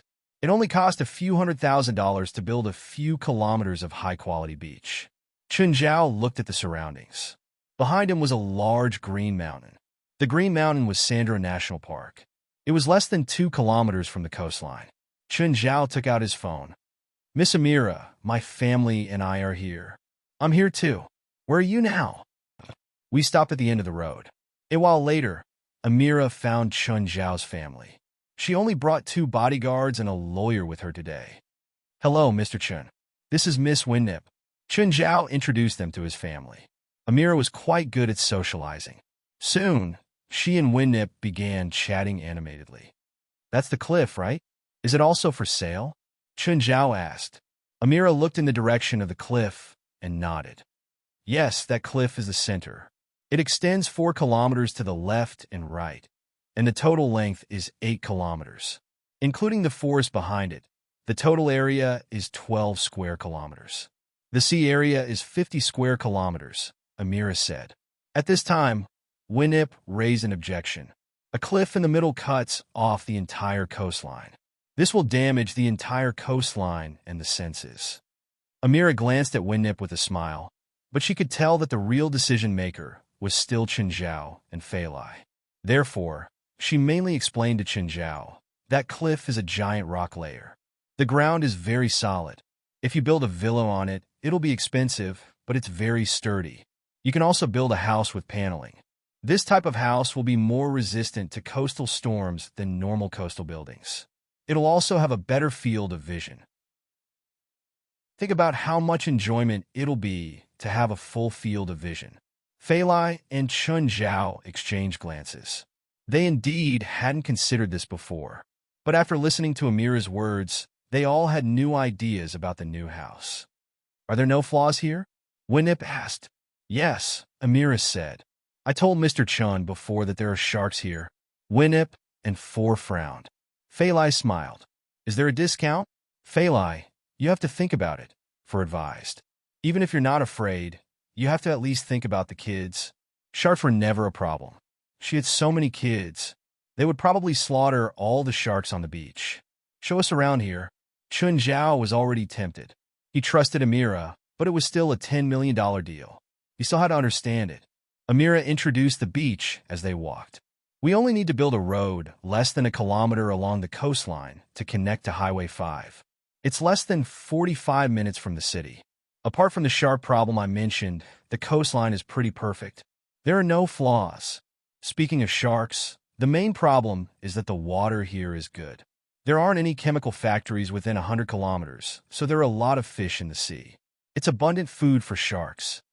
Amira said, also, there used to be a fishery here, but the LA government banned fishing 20 years ago, causing all the fisheries to go bankrupt. Is there a deep water area here? Chun Zhao asked. Yes. Amira nodded. That's the deep water area. About 100 meters away from the coastline, there's a deep water area with a depth of more than 30 meters. You can build a small or medium-sized dock there. Chun Zhao and Feilai were even more satisfied. Usually, a dock for a yacht would need a depth of at least 20 meters. Some large ports would need a depth of at least 50 meters. Therefore, this depth was already considered a very good depth for the coastline. For example, Chun Zhao could only park the yacht in the middle of Mirror Lake. He couldn't get close to the villa. The main reason was the depth. Another problem was that the yacht was too big. If it got close to the villa, it would block the villa's view. I want to buy this beach as soon as possible. Chun Zhao made his decision immediately. Of course, no problem. I brought the lawyer. Also, Mr. Chun, please make some time so we can go notarize it. Sure.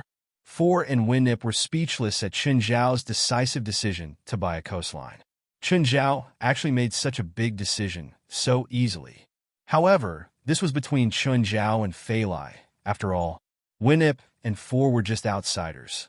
They would give their opinions, but they couldn't interfere with Chun Zhao and Feilai's decision.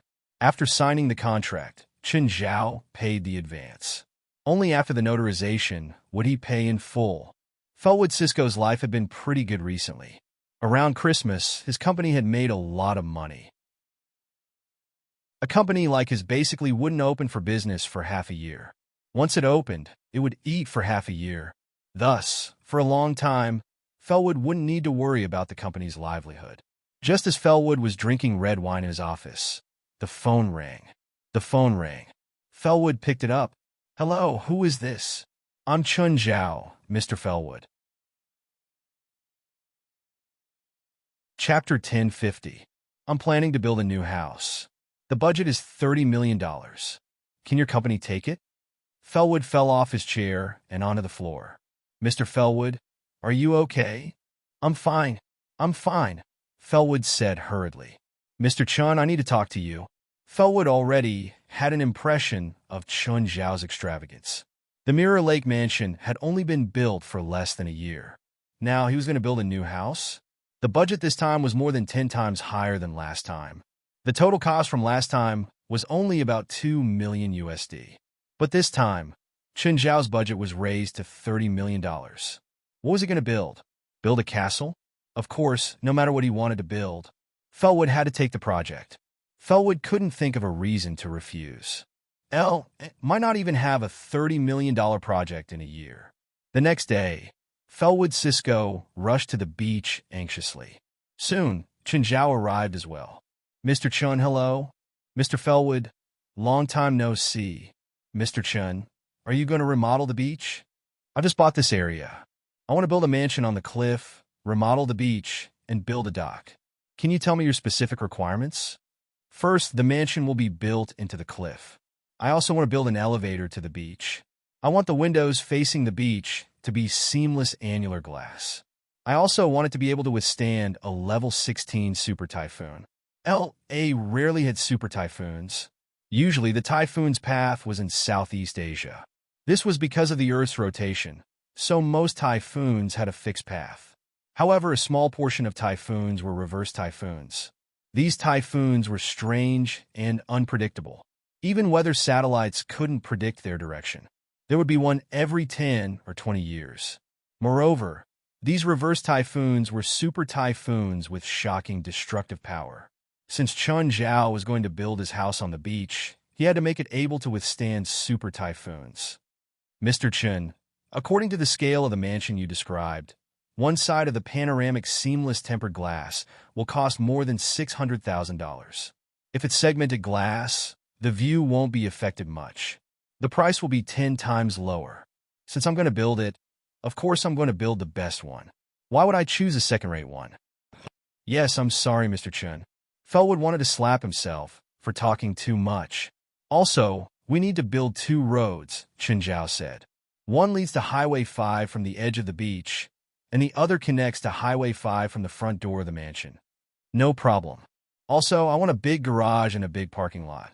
When I have parties at the Mirror Lake Villa, my friends often don't have a place to park their cars. Of course, I understand. There's one more thing. I hope that the road repair and beach management will be the first project to be carried out. After all, summer is coming. Although I can't enjoy the sea view room immediately, I still hope to enjoy my private beach before summer comes. Felwood noted down Chun Zhao's request seriously. Chun Zhao had always been his biggest client. Every time he gave him a project, he made a lot of money. Therefore, regardless of whether Chun Zhao's request was reasonable or not, he had to carry it out. Also, I'm very satisfied with the design of the Mirror Lake Villa, but there aren't enough rooms. Usually, when my family comes, there aren't even enough rooms. This time, I hope to have more than 15 bedrooms and a swimming pool at the entrance of the master bedroom. Mr. Chun, I've noted everything you said. I'll give you the first design plan soon for you to see, Felwood said. Felwood said, if you have any additional requests, you can contact me at any time. Okay, that's about all of my requests. I'll contact you if I think of anything else. I'll leave now. Okay, Mr. Chun, I'd like to stay here and observe the terrain. Felwood Cisco put all his attention into this business. This business was too important to him. Chun Zhao then went to the headquarters of the association. Today, Lit Grove and Bona Twain were both there. Actually, these days, as long as Lit Grove didn't have work and Bona Twain didn't have classes, they would come to the headquarters. Not for anything else, just to get familiar with them. Teacher. Seeing Chun Zhao, Lit Grove immediately went to his side. What are you doing? Don't think that I'll forgive you and let you leave the morgue security post just because you're trying to please me. Teacher, Lit Grove said seriously, I think that the position you arranged for me is very correct. Chun Zhao's face twitched. Did he lose his mind because of me? Does he have necrophilia or something? Just then, Jolig walked out. President, the electrical room you wanted is here. Do you want to try? Sure, let's go. Chun Zhao nodded. Chun Zhao followed Jolig to the electrical room. The electrical room was 4 square meters, a 2x2 space. However, there were many metal protrusions on the walls. President, this electrical room can instantly release up to 20 million volts of electricity. Okay, got it. I'll go in and try. Chun Zhao put his electronic equipment outside and gestured at the glass window. Let's start with 500,000 volts.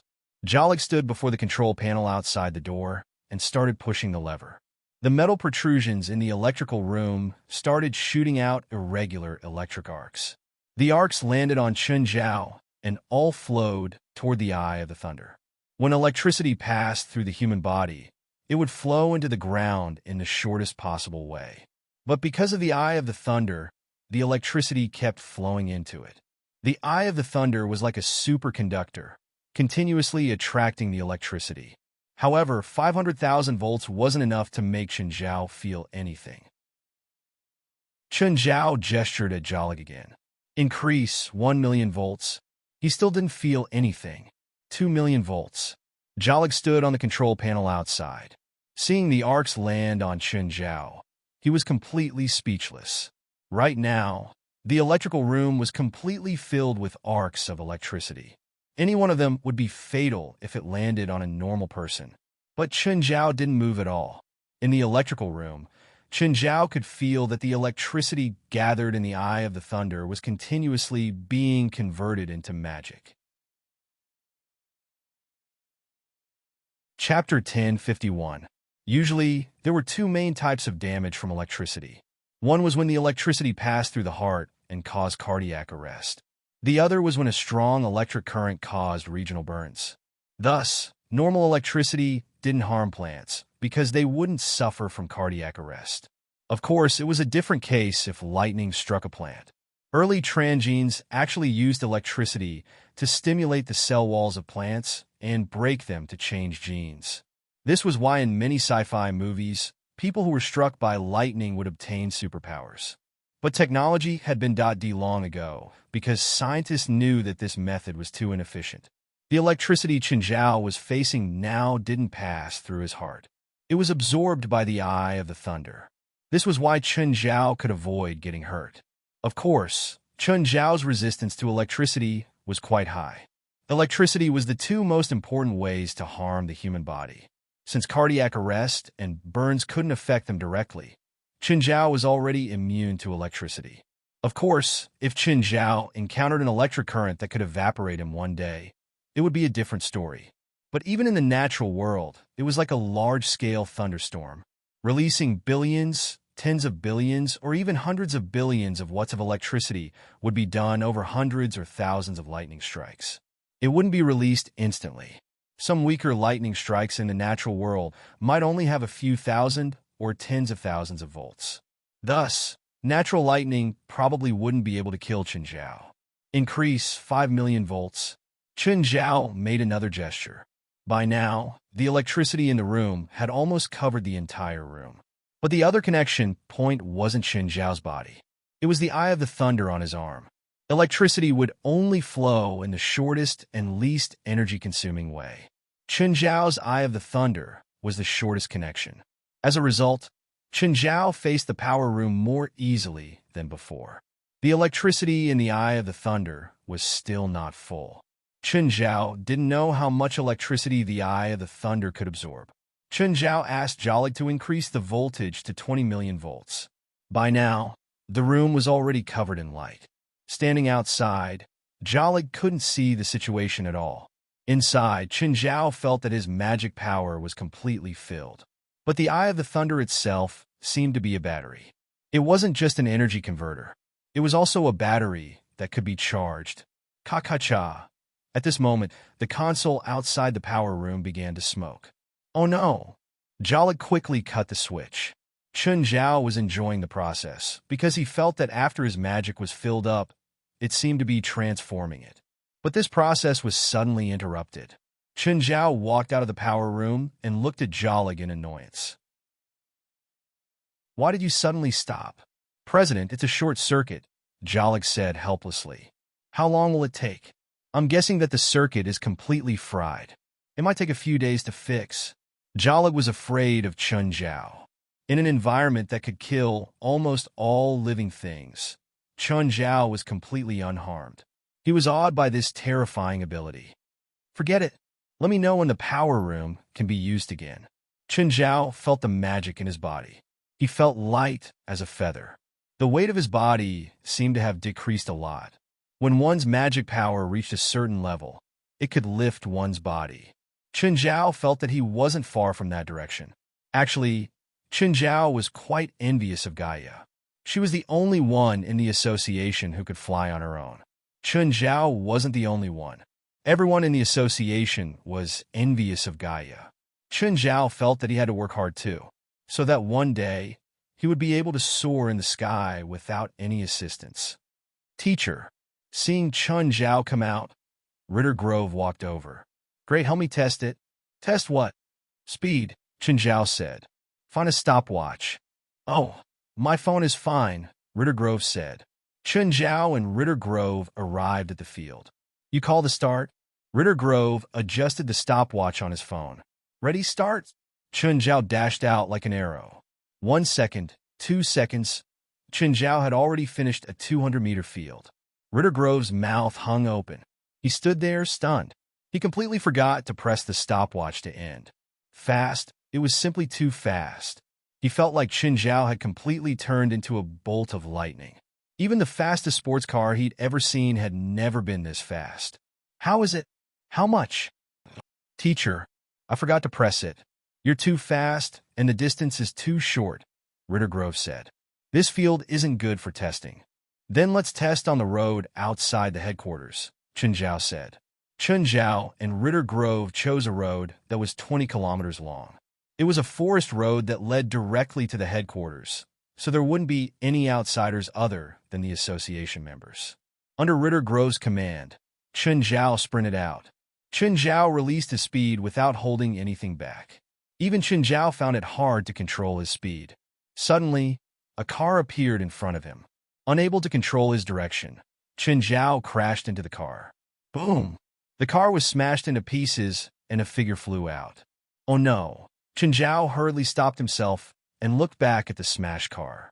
Then he saw Gaia standing beside the scrap metal, her entire body burning with flames. Chen, did you attack me just now? Chen Zhao's expression was helpless. I was testing my speed. I didn't expect to crash into your car. Gaia was speechless. She didn't see it clearly either. She thought that it was an attack, but it was actually Chen Zhao testing his speed. Gaia looked back at the smashed car. You have to pay me. Chen Zhao wanted to cry. So unlucky. Ritter, what are you doing here? Wes came to Ritter's side. He realized that Ritter was holding his phone, as if waiting for something. I'm helping teacher test her speed, Ritter Grove said. A few minutes later, Chen Zhao returned with Gaia beside him. Didn't you say you were testing the president's speed? Why is he strolling? Why is he dragging a wrecked car? I don't know. Ritter Grove was also confused. West walked up. President, what's with this car? It looks like Gaia's car. Was she attacked? Who did it? Who dared to attack someone from the association? Should I call for help? When West said this, he was very confident. The current supernatural organization was different from the past. Chapter 1052. It's Chun. He crashed my car like this. Gaia glared at Chen Zhao. Chen Zhao shrugged helplessly. I couldn't control my speed just now. It's almost impossible to change directions at that speed. But it's too dangerous to test on the road like that, Gaia said. If it wasn't my car and someone else was in the car, they might die on the spot. It's not easy to test on the HQ field, Chen Zhao said. The distance is too short, and it's a circular track. I can't unleash my full speed. The circular track had to turn. If Chen Zhao ran at high speed, he might deviate from the track. Whatever, I want to see your result too. I'll block the road, Gaia said. You can start again.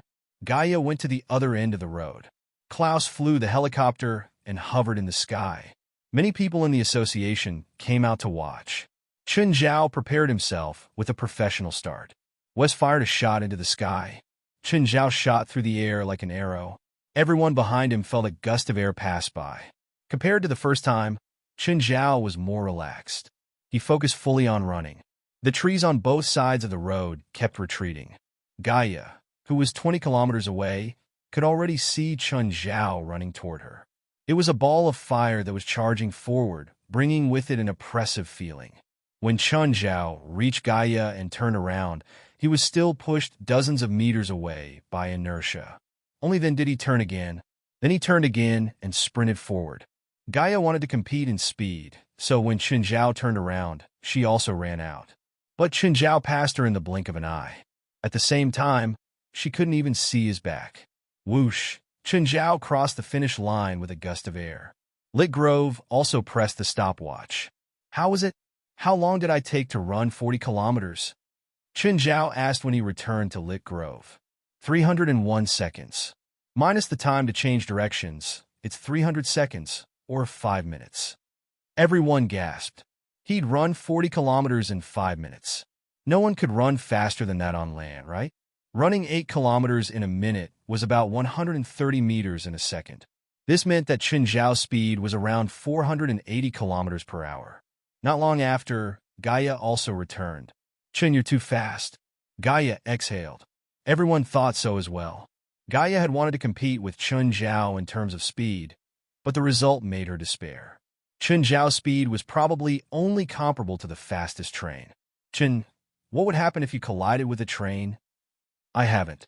Chen Zhao shook his head, but I never want to try it. According to calculations, the train will deviate from the track due to the impact, and the front will be completely destroyed, Lisa said. She also looked at Chen Zhao as if she was looking at a monster. That shouldn't be the case. My strength is indeed great, but the train's strength should be even greater. I shouldn't be able to run into the train. Chen Zhao estimated that his strength could reach around 150 tons. This kind of power might be powerful enough for a living creature, but for some machines, it was far from enough. That's not how it's calculated. The greatest force of a train is about 200 tons of kinetic energy when it starts. After accelerating to a certain speed, the kinetic energy is converted into potential energy. Because of inertia, some Hercules can pull a locomotive, and a fully loaded train can have a potential energy of up to 10,000 tons. However, this potential energy is a linear motion. Compared to a train, the impact of the president is a point impact. Lisa glanced at the completely wrecked car beside her. Just like this car, if the president collides with the train, the metal layer of the front will be pierced. Then the impact will spread and destroy the train's potential energy balance, causing the train to derail. Everyone was confused. They felt that Lisa's words were very sophisticated, but they didn't understand a single thing. Chun, do you remember that you fell from 7,000 meters into the water tower and came out unscathed? Gaia asked. Hearing Gaia's words, Lisa looked at him with an even stranger expression. He didn't die from a fall of 7,000 meters? Do you want to challenge higher up in the sky? Air? No. Come and give it a try.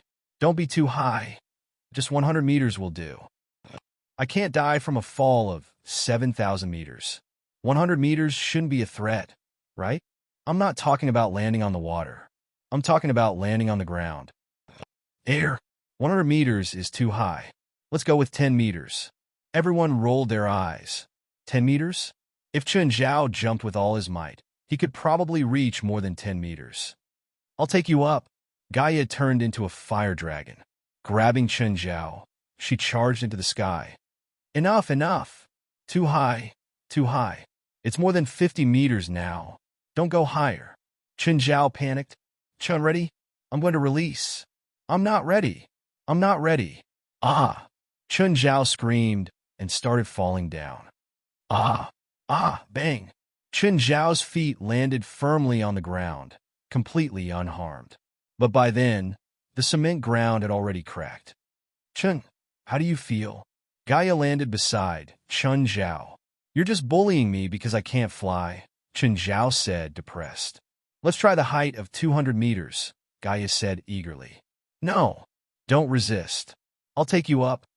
Helplessly, Chen Zhao was dragged into the air by Gaia again. Chen Zhao screamed again and fell to the ground. This time, a spiderweb-like crack appeared on the ground. You're unscathed from 200 meters. Let's try a higher altitude, Gaia said. There's no need to try. For a normal adult, falling from a height of about 200 meters due to gravity is already their limit. Going any higher won't produce a greater impact. Since the president is unharmed after falling from a height of 200 meters, he won't be harmed no matter how high he falls. Are 200 meters and 10,000 meters the same? The impact of potential energy is the same.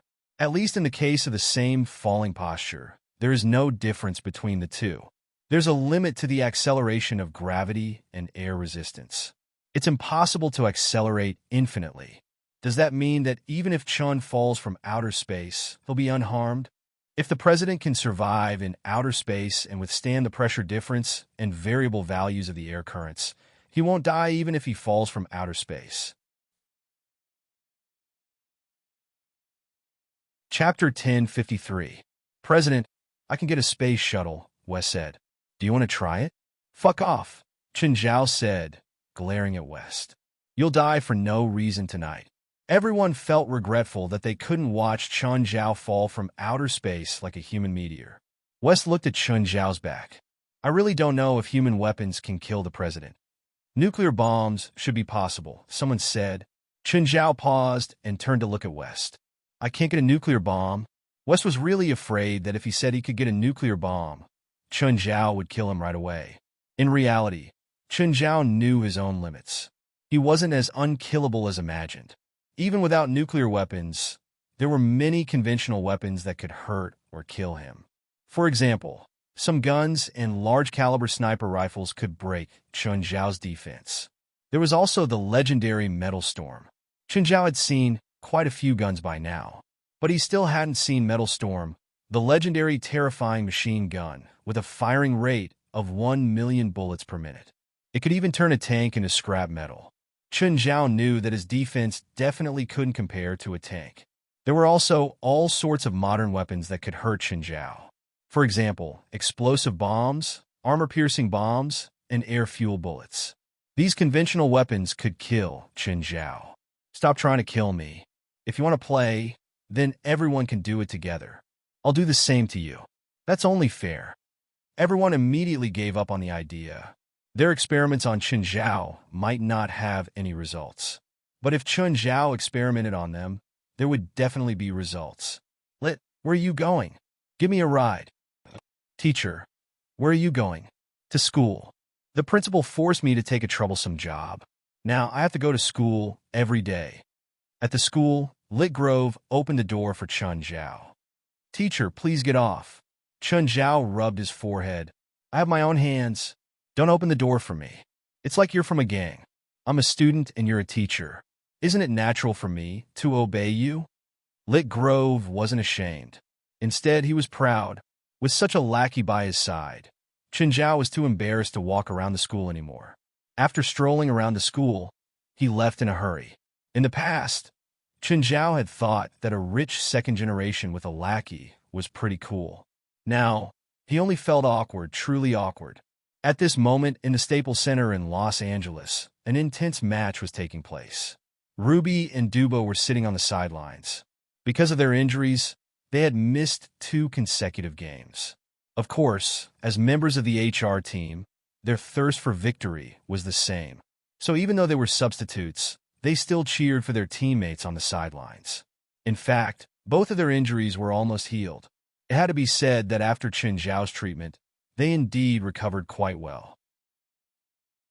Of course, the main reason was that their injuries weren't very serious to begin with. Coupled with the timely treatment, they recovered very well.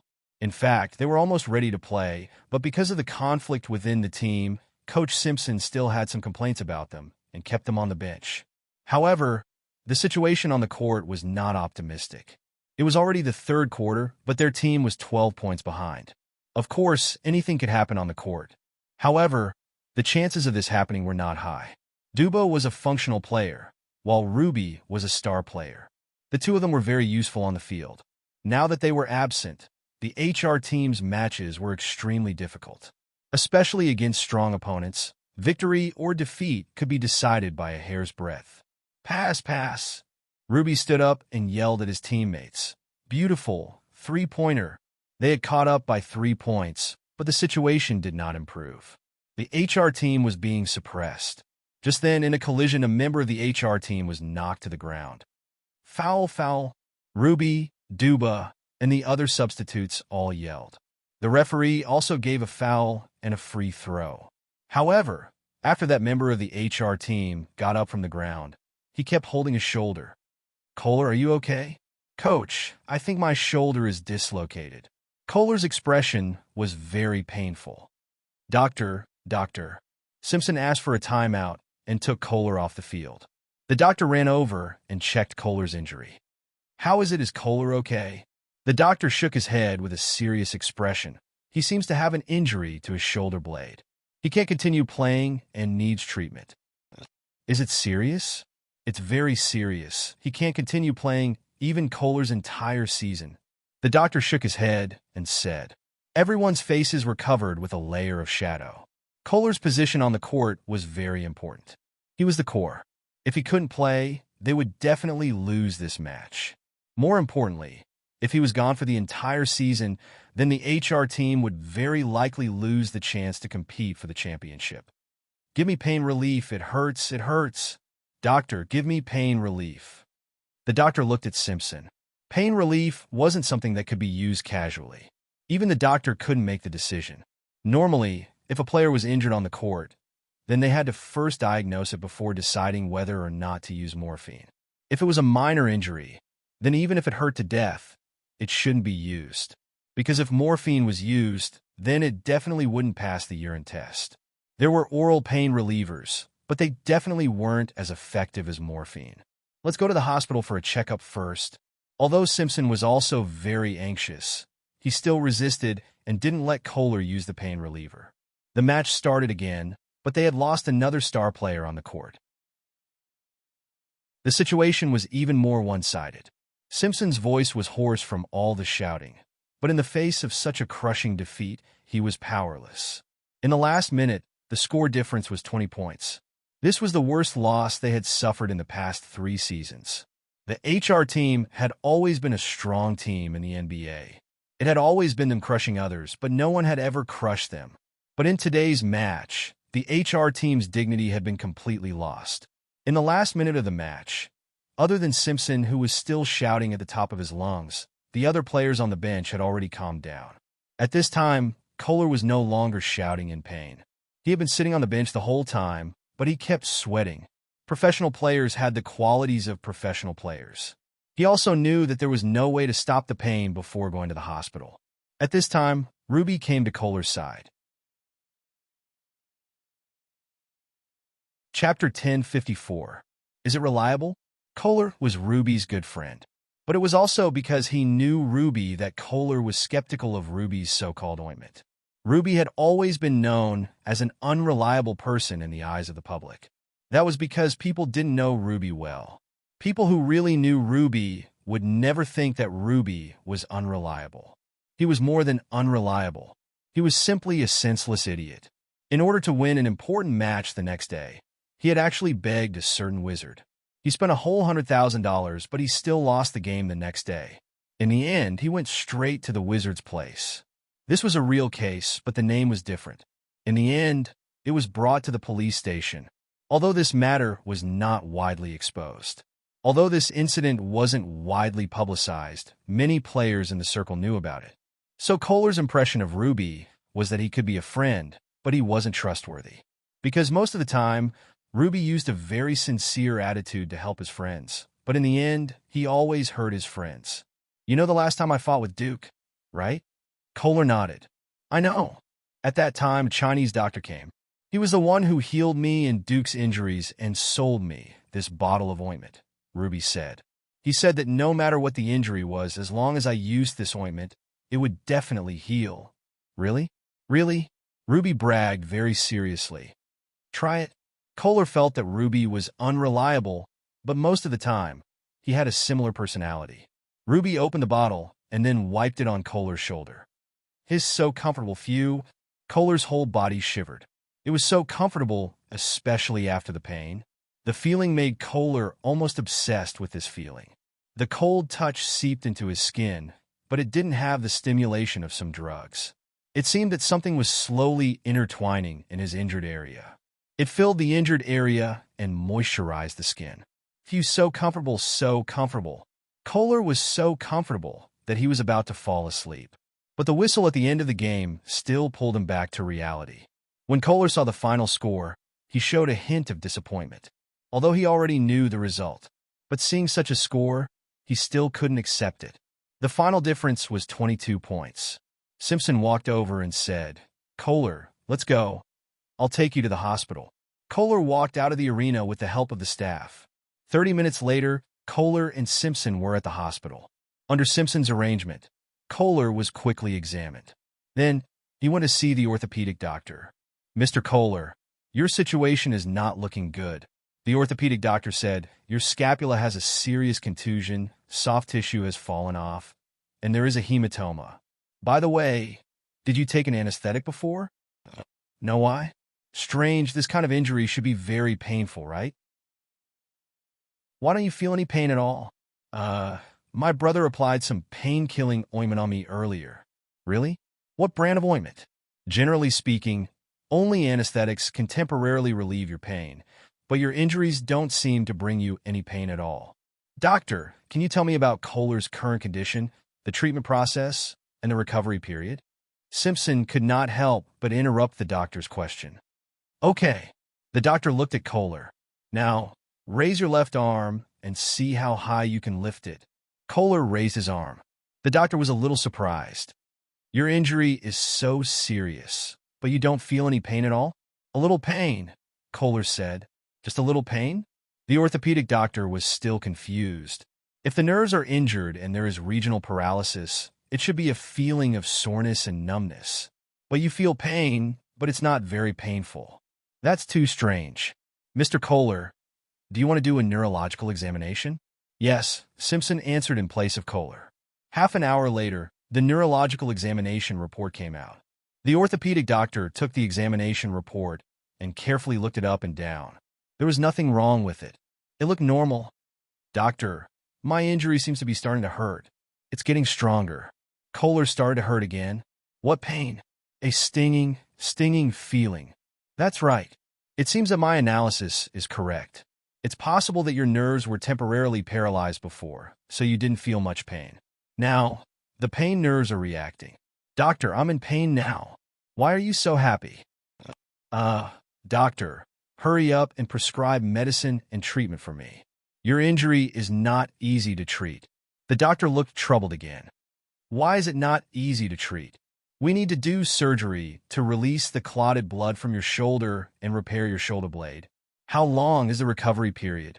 3 months. Is there no way to speed it up?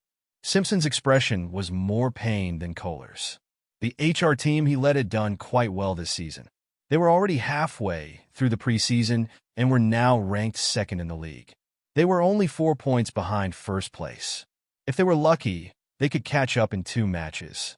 But without Kohler, they might not even be able to keep second place, let alone catch up to first place. No matter what, give me some pain first. It hurts. Mr. Kohler, this is the most troublesome part. You need to clear your blood, so you can't use anesthetics. But I'm in a lot of pain right now. Kohler's expression became more and more pained. Mr. Kohler, if you want to recover quickly, you can only endure it. Okay, when can I do the surgery? Tomorrow night, at the earliest? What? Are you saying I have to endure this pain for a day and a night? Actually, it's not just a day and a night. There's no anesthetics during and after the surgery, only painkillers, the orthopedic doctor said. Give me some painkillers first. I really can't take it anymore. I feel like I'm going to go crazy.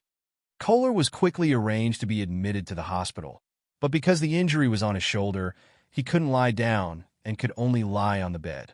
He couldn't sleep in this position, and the hospital bed was too small. He was almost 2 meters tall, so he couldn't even put down his ankle. Coupled with the pain in his shoulder, he was about to go crazy. In this painful torture, Kohler suddenly remembered the ointment Ruby applied on him in the arena. Kohler struggled to pick up the phone on the table next to him. Chapter 1055. Kohler, wait for me. I'm coming.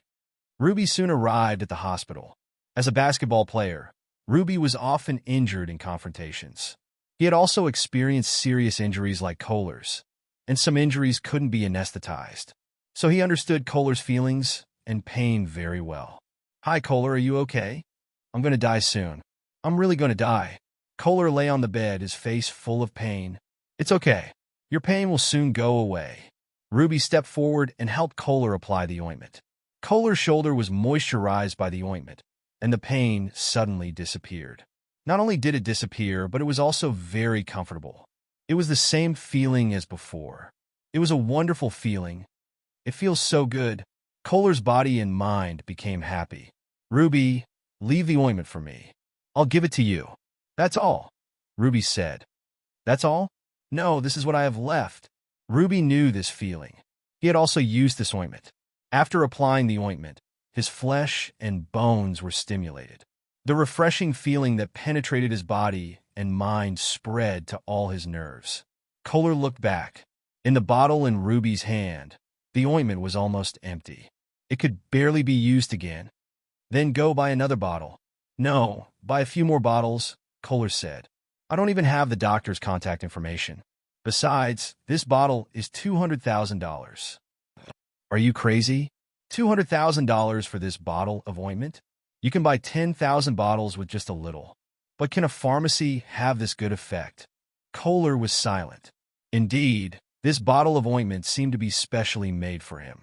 His pain was greatly alleviated. Is there a way to find the doctor? I'll ask the coach later. The coach found me. Just then, the doctor came in from outside. What are you doing? The doctor saw Ruby applying the ointment to Kohler. Ruby rolled her eyes. Can't you see? I'm applying ointment to my brother. Do you know what you're doing? You're obstructing Mr. Kohler's treatment. Don't you know that patients can't use non-prescription drugs? I've already used it. What can I do? Ruby said disapprovingly. You are breaking the law. The doctor was very angry. No doctor would like their patients to receive treatment that was not part of their plan. I'm just giving my brother pain relief, Ruby said unhappily. I can't use painkillers either. What kind of painkillers are you using? What brand is it? What about the logo? What are the ingredients? This is a private recipe. Personal formula? You know that private individuals are not allowed to dispense medicine, right? The FDA's management was very strict. Private prescriptions were not allowed, especially for others. I already used it. What do you want? Give me the medicine. I want to analyze its ingredients. If it contains illegal ingredients, you and the producer of this medicine will be in trouble. Ruby stuck out her middle finger. Who do you think you are? Why should I give you ointment? Ruby was reckless, but he was not stupid. The item was in his hands, so why should he give it to someone else? He even wanted to use it as evidence. The doctor was also a little angry. Then I refused to treat him. If you don't want to treat me, then don't. Do you think I want to treat you? Kohler was also angry. He felt that the doctor was completely incompetent. He had suffered such a serious injury. But the doctor did not give him pain relief and even said that it was for his own good. Ruby tilted his head and asked, Kohler, are you serious? Yes, take me away from here. Didn't you say that you know that doctor? Ask him to treat me. Mr. Kohler, it's best if you don't leave the hospital. Your injury is very serious. Our hospital has the best equipment, and I'm also an authority in orthopedics. You can find a better doctor than me in Los Angeles. If you leave now, your treatment might be delayed, which will affect your career. How could Kohler lower his head at this time? Even if I retire now, I don't want you to treat me. Anyway, Kohler was not in pain now, so he became tough. Besides, he was not the only hospital in Los Angeles. There was no better orthopedic doctor in the world. The doctor's face turned red. You can go. Don't blame me if the treatment is delayed. With that, the doctor waved his hand and left. Kohler, are you really leaving? Why should I stay? I've already said it. It'll be more embarrassing if I stay. Pack up. Let's go. Most people who played sports were honest boys. They valued their reputation more than anything else. Ruby helped Kohler carry his bag and helped him leave. While waiting for the elevator, the orthopedic doctor appeared again. Mr. Kohler, are you really not going to treat me? I don't need your treatment. Don't appear before me again. I'm the best orthopedic doctor. If you don't get better soon, pretend I didn't say anything. Ruby looked at Kohler. Kohler wanted to treat her, but he could not take back his words. Just then, the elevator door opened. Ruby looked up, and her face was filled with ecstasy. Mr. Chun, Ruby called out in surprise. Chun Zhao looked at Ruby. Who are you? It was not that Chun Zhao was rude or looked down on Ruby, but he was a bit face-blind. He did not recognize Ruby. Ruby immediately said, I'm Ruby. Did you forget? I'm Ruby from the HR team. You treated me before. Oh, I remember. Chun Zhao remembered, but he still could not remember Ruby's face. Chun Zhao only knew two black people. One was the police officer, Melson. The other was the taxi driver, Vincent. Of course, in Chun Zhao's heart, Vincent was a real movie star. Mr. Chun, this is my brother Kohler. He's injured. Can you treat him? I don't have time. Chun Zhao rejected without thinking. Ruby did not give up. Mr. Chun, as long as you're willing to treat him, I'm willing to pay a high price. 500,000, okay. Chun Zhao was about to leave when he stopped. Do you have the report? Yes. Ruby helped Kohler take out the report and gave it to Chun Zhao. The injury is serious. The treatment and recovery will take 2 weeks. Wait, sir, which hospital are you from?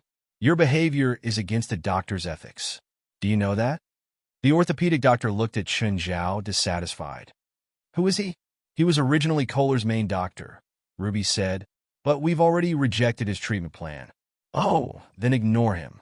Send your brother home. He'll start treatment tomorrow. Is there a problem? No, Ruby said happily. Chapter 1056. Go ask your dean if he has any objections, Chen Zhao said indifferently. Then come and talk to me. Just then a doctor walked over. Hi, Mr. Chen. Hello. Hello. Chen Zhao knew this doctor. He'd been Hoffman's main doctor and the person who doubted Chen Zhao. He seemed to be called Crete. Chen Zhao had met him a few times later. They didn't have any conflicts, so they were friends. Mr. Chen, I have a patient with a heart problem, Crete asked. Can you take a look at him? I don't have much time, Chen Zhao said. Give me the report. Crete was overjoyed. He immediately passed the report to Chen Zhao. This patient's heart bypass didn't seem to be successful. Yes, our hospital didn't do it, but we can't be sure what's wrong. It's probably a battery leakage, Chen Zhao said. It's best to arrange surgery as soon as possible to repair the pacemaker. Okay, thank you, Mr. Chen. Crete was very happy. Chen Zhao nodded and turned to leave. Crete, you know that Asian? Yes, he's a very good doctor. Hearing this, the orthopedic doctor's expression darkened. He's a heart specialist? He's good at every medical field, and he's almost always the best, Crete said. He's helped me look at a few patients' cases. As long as he's seen the patient or read the report, he can almost determine the patient's condition and give the corresponding treatment plan. Ruby and Kohler's eyes lit up when they heard this. It seemed like they found the right person. Chen Zhao arrived at Four's office. Her door wasn't closed. He knocked. Hi, Four. Why are you here? Winnip asked you to eat in my place tonight. You could have just called. Why did you come to the hospital? It's on the way.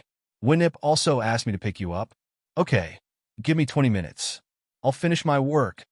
It didn't take long for Four to finish what she was doing. Let's go.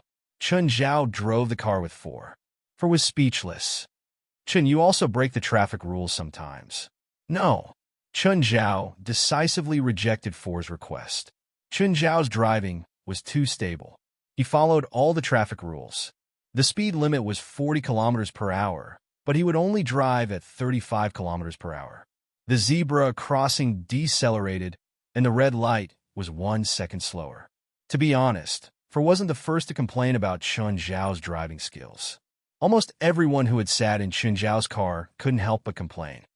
If I didn't know you well, I would almost think that you were a well-behaved person. I've always been a law-abiding person. Hee, an illegal doctor claiming to be a law-abiding person? Moreover, this illegal doctor had injured at least 20 people, and at least 5 of them had died. In Four's eyes, Chen Zhao had never been someone who followed the rules. If he didn't know Chen Zhao well, he could almost be sure that Chen Zhao was a violent person just from the violent incidents he had participated in. Of course, Chen Zhao was an extremely good man in real life. At least, in Four's knowledge, Chen Zhao and Fei Lai never fought. Even if they did, he would let Fei Lai win. Especially after Fei Lai's pregnancy, her temper had also become unstable. Every time, Chen Zhao would comfort her gently and considerately. Oh, when can my dad come out? He should be out tomorrow, Chen Zhao said. The police don't have concrete evidence, so they don't plan to charge Laurent. Chen Zhao really hoped that Laurent could be locked up until the end of time. Henry, you Astra Shoal? Why am I in the same room with you? Oh my God, you must have been sent by God to punish me, Laurent wailed. Although he had only been locked up for a few days, Laurent had already lost a lot of weight. He knew that it was Chen Zhao's fault that he was locked up. He had originally been worried that Chen Zhao would arrange for a few burly black men to be locked up in the same room as him. But now, how he wished that his roommate was a tall and sturdy black man. Ever since Henry had entered the prison, he hadn't eaten a full meal. Even if he did, he would spit it out. You never know what he will do at mealtime. Bullshit. That was Laurent's impression of Henry. He seemed to have an endless supply of farts. He did it when he was eating and when he was sleeping. The entire prison cell was always filled with that lingering stench. Every time he farted, Laurent would definitely know. Other than the smell, there was also the sound. Henry could make earth-shattering farts every time. Mr. Laurent, it's okay. Bear with it for one more day. You'll be free soon. Henry knew that Laurent was Chun Zhao's father-in-law. Of course, he was friendly with Laurent on the surface, but he didn't forget his mission. He had to discuss Laurent as much as possible. Pooh. There was another series of continuous sounds. Laurent felt the entire room turn turbid. Laurent covered his nose and took deep breaths at the vent. What was despair? This was despair. Tell me, what's the secret to farting? Laurent felt that if he could, he also wanted to learn this secret technique. Even if he couldn't beat Chun Zhao, he could at least disgust him. Mr. Laurent, I'm afraid that no one can learn this technique. No reason. If you can make such earth-shattering farts, I should be able to do it too. Tell me the secret. First, take a deep breath. Then prepare it in your stomach. Relax your butt muscles and apply force in your abdomen. Laurent suddenly fell silent. Mr. Laurent, did you learn it? Laurent wanted to cry. He didn't want to continue this topic. He couldn't face Henry's question. What Henry produced was a fart. What he produced was nothing was more despairing than this moment. Although he could get out tomorrow, Laurent felt like a year here. He couldn't wait to escape from here, to escape from this prison. The next day, he could finally see the light of day again. When he walked out of the cell, the first person he saw was the last person he wanted to see. Chun Zhao. Of course, Chun Zhao didn't want to see Laurent either. Laurent got into Chun Zhao's car. Chun, you're too much this time. You're tuning into the Romance Rendezvous YouTube channel. We're so grateful for your support, and don't forget to subscribe to join us on this incredible journey through captivating stories. Your generosity through donations truly makes a world of difference, as it's the primary source of revenue that allows me to expand and enhance this channel for you. Thank you from the bottom of my heart for being a part of this adventure.